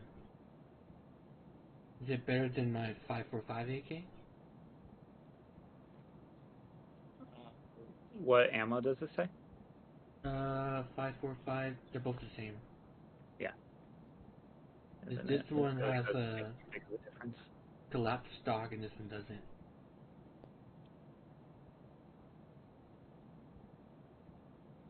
Yeah, look at that.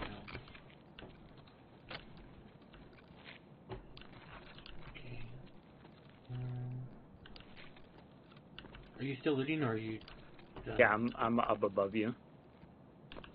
I'm still on the first floor with them looting. Yep.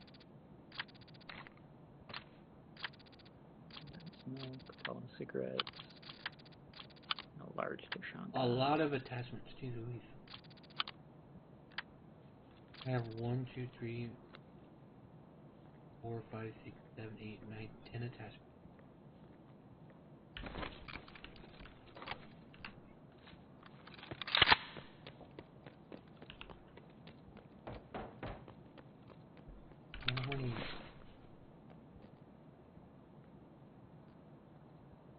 Alright. You're still down here, right? I didn't bring a pouch with me? Yeah, I'm still on the first floor. Yeah, it's you, I think. Yep. You got an AK out? Yeah. Yeah. You looted everything in here? Yeah, there's an AK in here if you in this one. Just checking these jackets. Cricket later. It's the collapsed stock one.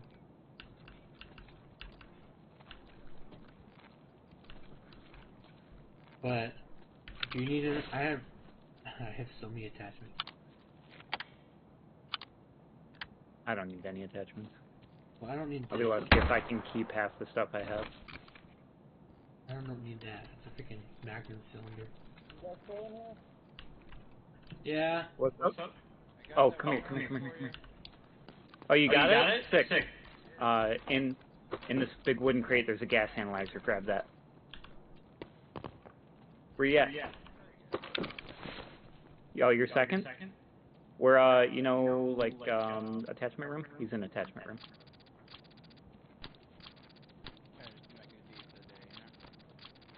Appreciate it.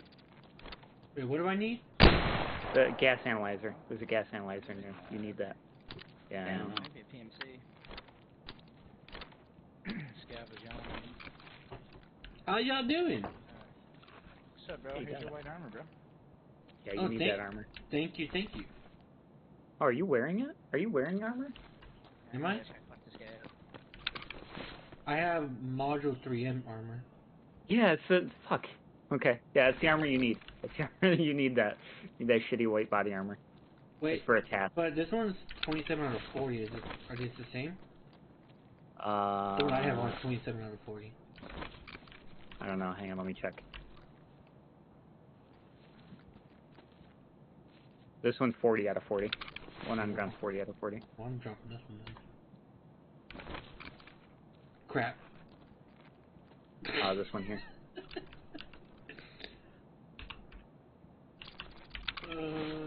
We're good. We Gucci. Yeah. I Alright. still can't use this gun, so I'll just put it away. Can't use it? I don't have 545 ammo. Are you using APS ammo? No. Or 20 Alright, round let's, mag? what XLs do you have? I have trailer park, factory, bar corner, and scav checkpoint. Trailer park worker shack? Let me check again. It says far corner. Oh no, trailer park worker shack. Yeah, sorry. Is that you aiming at me, or is that someone else?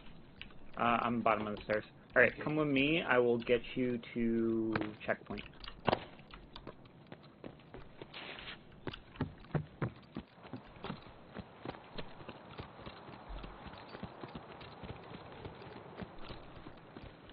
I'll show you where this stash is real quick. This is stash number 4. Where is it?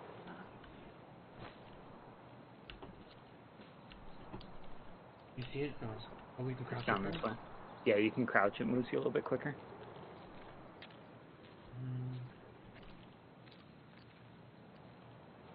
Should be down this one. Should be one of the barrel ones. You know, the black lid. It's under here. Right here. I think it was that. Yep. Right on me. Yep. Go Oh, ahead. you want me to Go and search search it? Yep, search it. So I'm only here to try and grab some task items and make a little bit of money. I got euros. Why ain't you bringing any earpieces? The heck? There's W parts? They're good to have for your hideout. The bandage would be good. The US dollars is alright. It's only 62, so worth about the same as what you would find, like a gun. Drop that. I don't need that no more. Probably less than a gun. It'd be like a pistol. It's like $62. Or like 2 magazines would equal $62. So where are we at in the map? I got So that's number 4. That's stash number 4, next to construction. okay. I'm actually not gonna do this drop right now.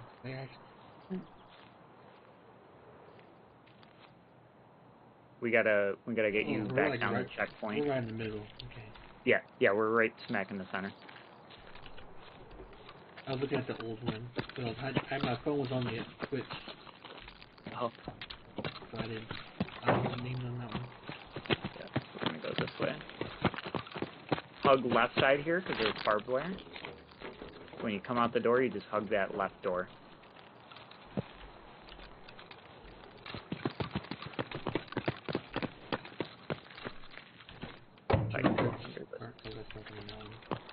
Oh, I can't fit. Okay, up and over we go.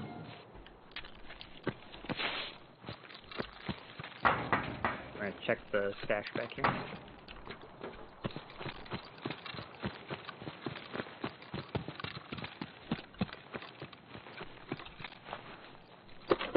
I'm looking for car batteries, basically, is what I'm looking for.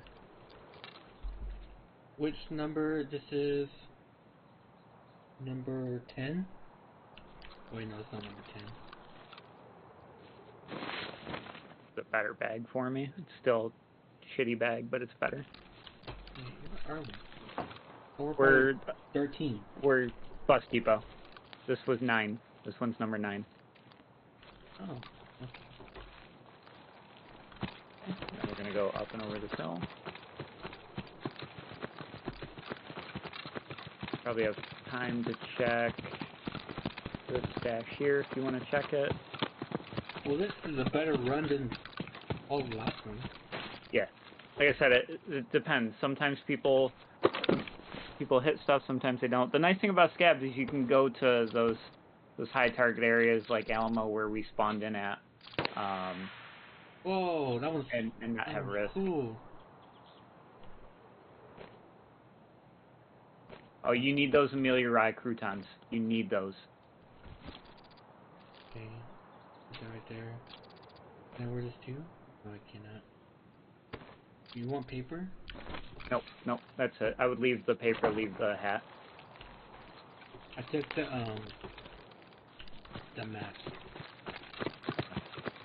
It looked cool. So.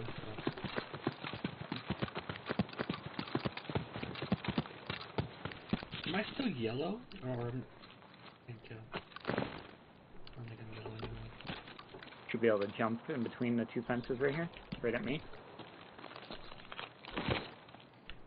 There you go. Oh, You'll glide jump right inside? Or... through. No, you'll glide right through, and then the other one's right here. Exfil years.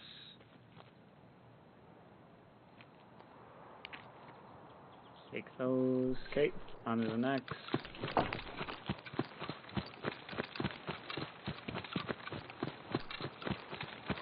Basically, we're going to have time to hit this last stash, and then get you to your exfil. I have a bit of a run for mine.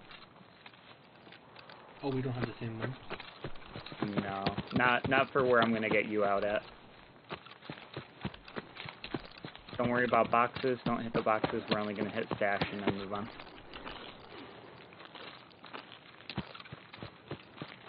Come over here. Hit this stash right next to me.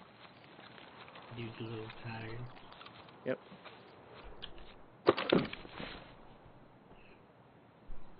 Is this... Oh, can I drink this soda? Should I drink it? Or do I sell it? You could drink it if you want. It really doesn't matter. Light bulb you could use for your stash. Duct tape you can use for your stash. Well, I'm gonna drink this drink because I'm full. Yep, we just need to be quick. Should I bypass or pass the take? So the two mags next to your drink that you just drank, ditch both of those mags, grab the pass, grab the bulb, grab the duct tape. Ditch the hat that you have in your inventory as well. And then so put the bulb where the hat is. So ditch the hat in your inventory. Put the bulb there, and then put the pass in your backpack. And then we gotta move. Oh, it does work. All Okay. You see how many attachments it has? Yeah. Okay. And then this way. This way. I'm sorry. 'Cause it's gonna be close for me getting out because I have to go to far corner. Well, there's definitely a lot less heat doing a scab than it is doing PvP. Yeah, because you're later in the raid. Okay. So do you remember where you went last time? How I had you go through the little hole and then go all the way back against the wall? Or back... Or down here? Yeah, keep coming. Because this is where I'm going to split off from you.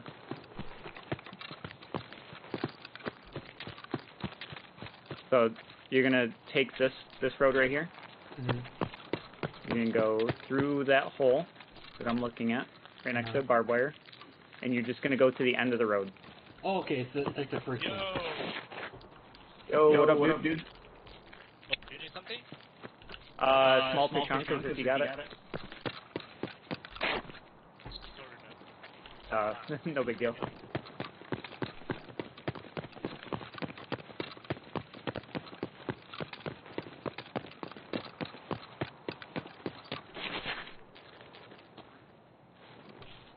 Yeah, you're just gonna stand next to the truck and get out. Oh. Game's easy. I haven't even died yet. Yeah, scav runs are easier for the most part, especially on customs. Scav runs customs are easy. That skull mask looks sick. So now I take everything off.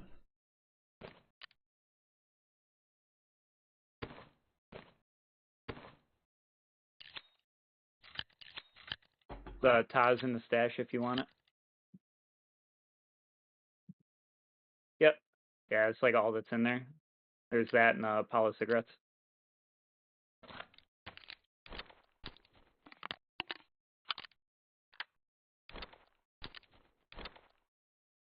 Meds. The pile of meds gets used for crafting. A pile of meds? Yeah, the stuff that says meds, that's for crafting. Oh, cause it's, okay. Oh, so, okay. Yeah, okay.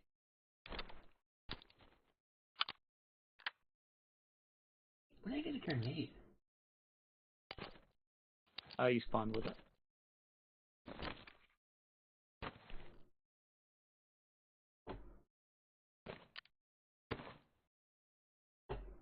And I need this shotgun.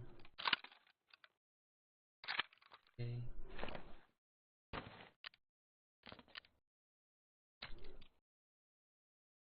Alright, that is everything?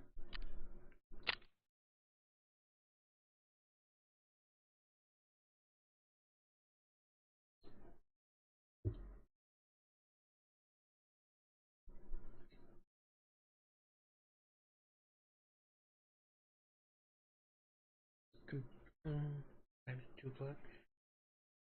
I'll do one last one.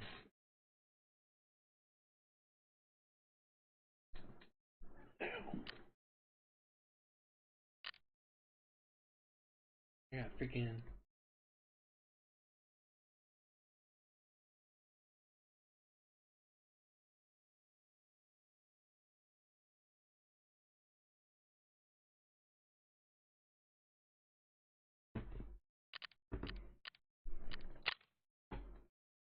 Were you able to exit them? Yeah. Yep, made out with like 30 seconds left. So all of these attachments. Typically you want to sell them. With you being brand new, typically you just sell attachments. Tape too? Duct tape is used in your hideout. And then the pass. The pass you could sell. Weapon parts sell, or do I keep that one too? You could sell it right now. You don't need it for a while. You won't need it until crafting. And even then, you can always craft weapon parts if you need them. So. There we go. And then you said I could sell all of this.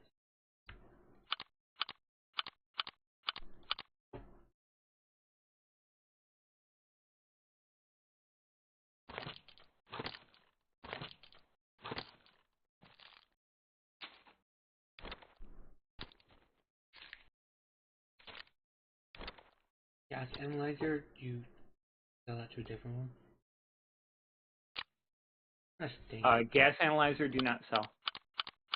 Do not sell that. Do you keep all these body armors or no? You need to keep the white. That's for a task. Okay. And I think all I need is sell. And I need to go the fence.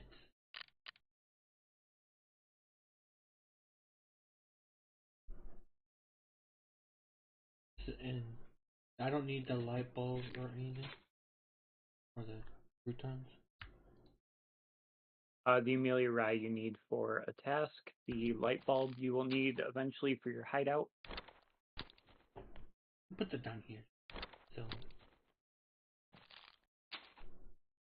The Amelia Rye croutons, that's a big one that you just found for a task. It's one of the most pain in the ass things to try and find.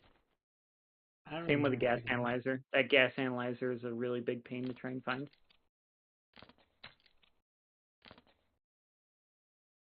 So basically you need a total for those gas analyzers, you will need 3. 3 total. Because you're gonna have a task that's gonna be turn in 1, and then immediately after that task you're gonna get another one that's gonna be turn in 2. So you need 3 total for that. Go to proper and turn in that shotgun that I gave you as well. Right. That's turning. That's one of my tasks. Eliminate 5 scabs. That's gonna take Yep. freaking months to do. Yeah, and that you have to do on PMC. Do I need? I'm trying to think. Do I need to keep all these chest pieces and backpacks? I have 3 chest pieces and like 5 actually. You'll go through them quick if you wear them in the raid. They'll go through quick. The bags you can stack though. Oh, yeah, Remember how I said you could stack bags? You just do that. You put the blue one inside the blue one, and then open up your other bags that you have, and you have that commando rig.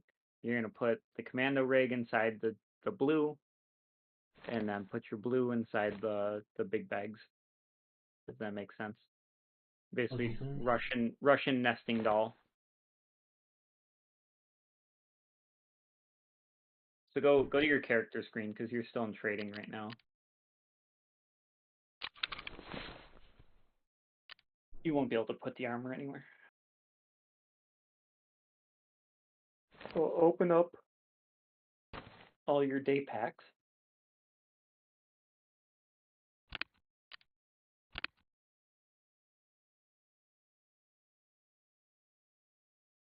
I open this, all of them. Yeah. These ones too. Now take that commando rig out. Because you can only have 3 windows open. I guess that works. Put your commando rig in the blue. You can rotate items by dragging it and pressing R. Oh, I was just gonna ask you. And so that was done. And then you take that blue bag that's currently in your stash. This one. Yeah, and you put that inside that day pack. Gosh dang. So this backpack holds a bunch of crap. Yeah, because you're like I said, all you're doing is you're like Russian nesting doll. So you take the bigger ones, you continue stacking them until you put the smaller ones in.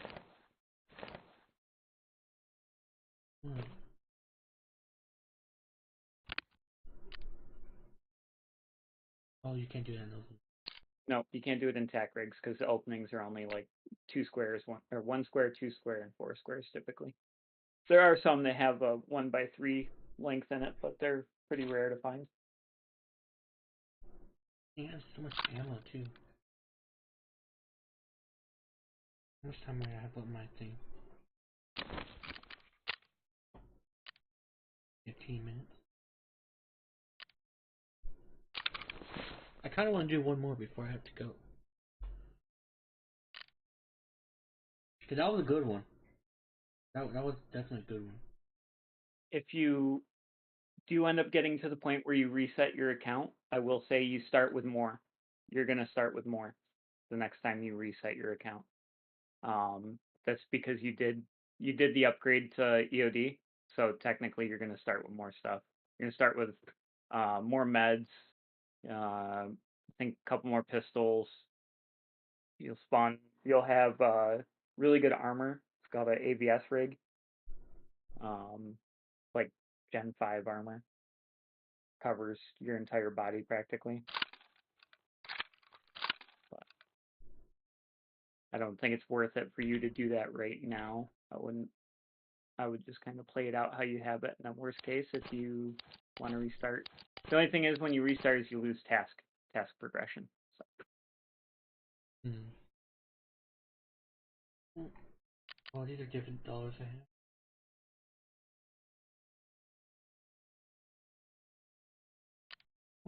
I mean, I guess I can try. So, how good is this mask? What's that? It has no stats on it. Oh, it has It's no just protection. a mask. It's just a mask. It's no protection. And you said this is better than the half mask? Or card? No, it's not so much that it's better. It's just typically you always want to have a face covering.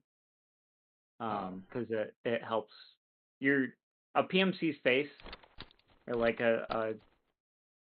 any face is really easy to pick off, like to see, compared to wearing like a face covering. I think I want to try that. I want to. I mean, I want to at least try. And I was like, I didn't spawn in with the pouch, but I guess that's because you just scav. You don't have this. Yeah, you don't have a pouch as a scav. You don't need to bring in that ZB14 key unless you go to woods. That key is only good for woods. Okay. Keep the extra mag in here.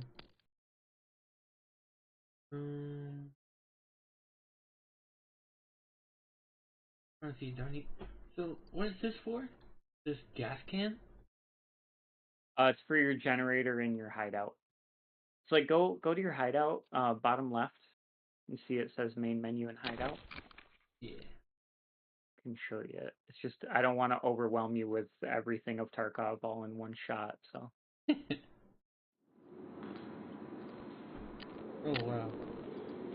Oh, my screen is glitching. Yeah, it's loading in. So you see where it says ventilate or the unlock symbol for vents? Yeah. So click that. Construct? If you want to spend the money on it right now. 25,000. It'll construct it immediately. And then that's it? Or do I need to do something else? So everything's in stages. So like now, if you click level 2, it'll tell you what's required before you hit level 2. Oh, okay. You need to find all those items or buy those items if you get to level 15 to do level 2. And then go to, you should see like med station or like illumination, anything like that. Anything with a lock symbol on it. Oh yeah, med station. Yep, so just click on one of those and it'll show you. Oh, that's why you need a whole... Oh. Yep. So you see, it says future bonuses for med station is plus 27 HP per hour. So that means when you get out of a raid, if you died in it, and you don't want to pay to heal yourself, that's how much health your character regenerates when he's out of raid every hour. And so the more upgrades and stuff you do in your hideout, the better your stats are. So like if I go to my hideout, my healing, let's see what my healing rate is.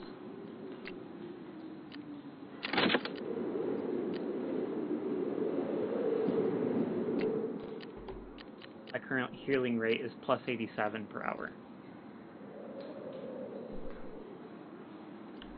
Which one lowers your scav timer? Because didn't you say yours was 14? So there's two things that help scav timers. The one in you won't be able to see it right now, but if you drag like the list at the bottom, if you click and drag that around, you should see one that says Intelligence Center. Oh, yeah, right here. Yep, Intel Center is the one that reduces your scav timer. So like my Intel Center right now is level 1, and my scav cooldown timer is down 16%. And for quest money rewards, I'm up 5.5%. Got you. Yeah, I need to get level 2 vents and level 2 security. Yep. So that's how the hideout works. So is like everything that you upgrade then unlocks the next upgrade available. Oh, okay. And then like med station, I have meds at level 2. I can craft all my med stuff. Everything for meds I can craft. And fiddling with food for you. Yep. Same with food. I don't have my food max level, but I can craft my water, I can craft food, a bunch of different like food items that I need for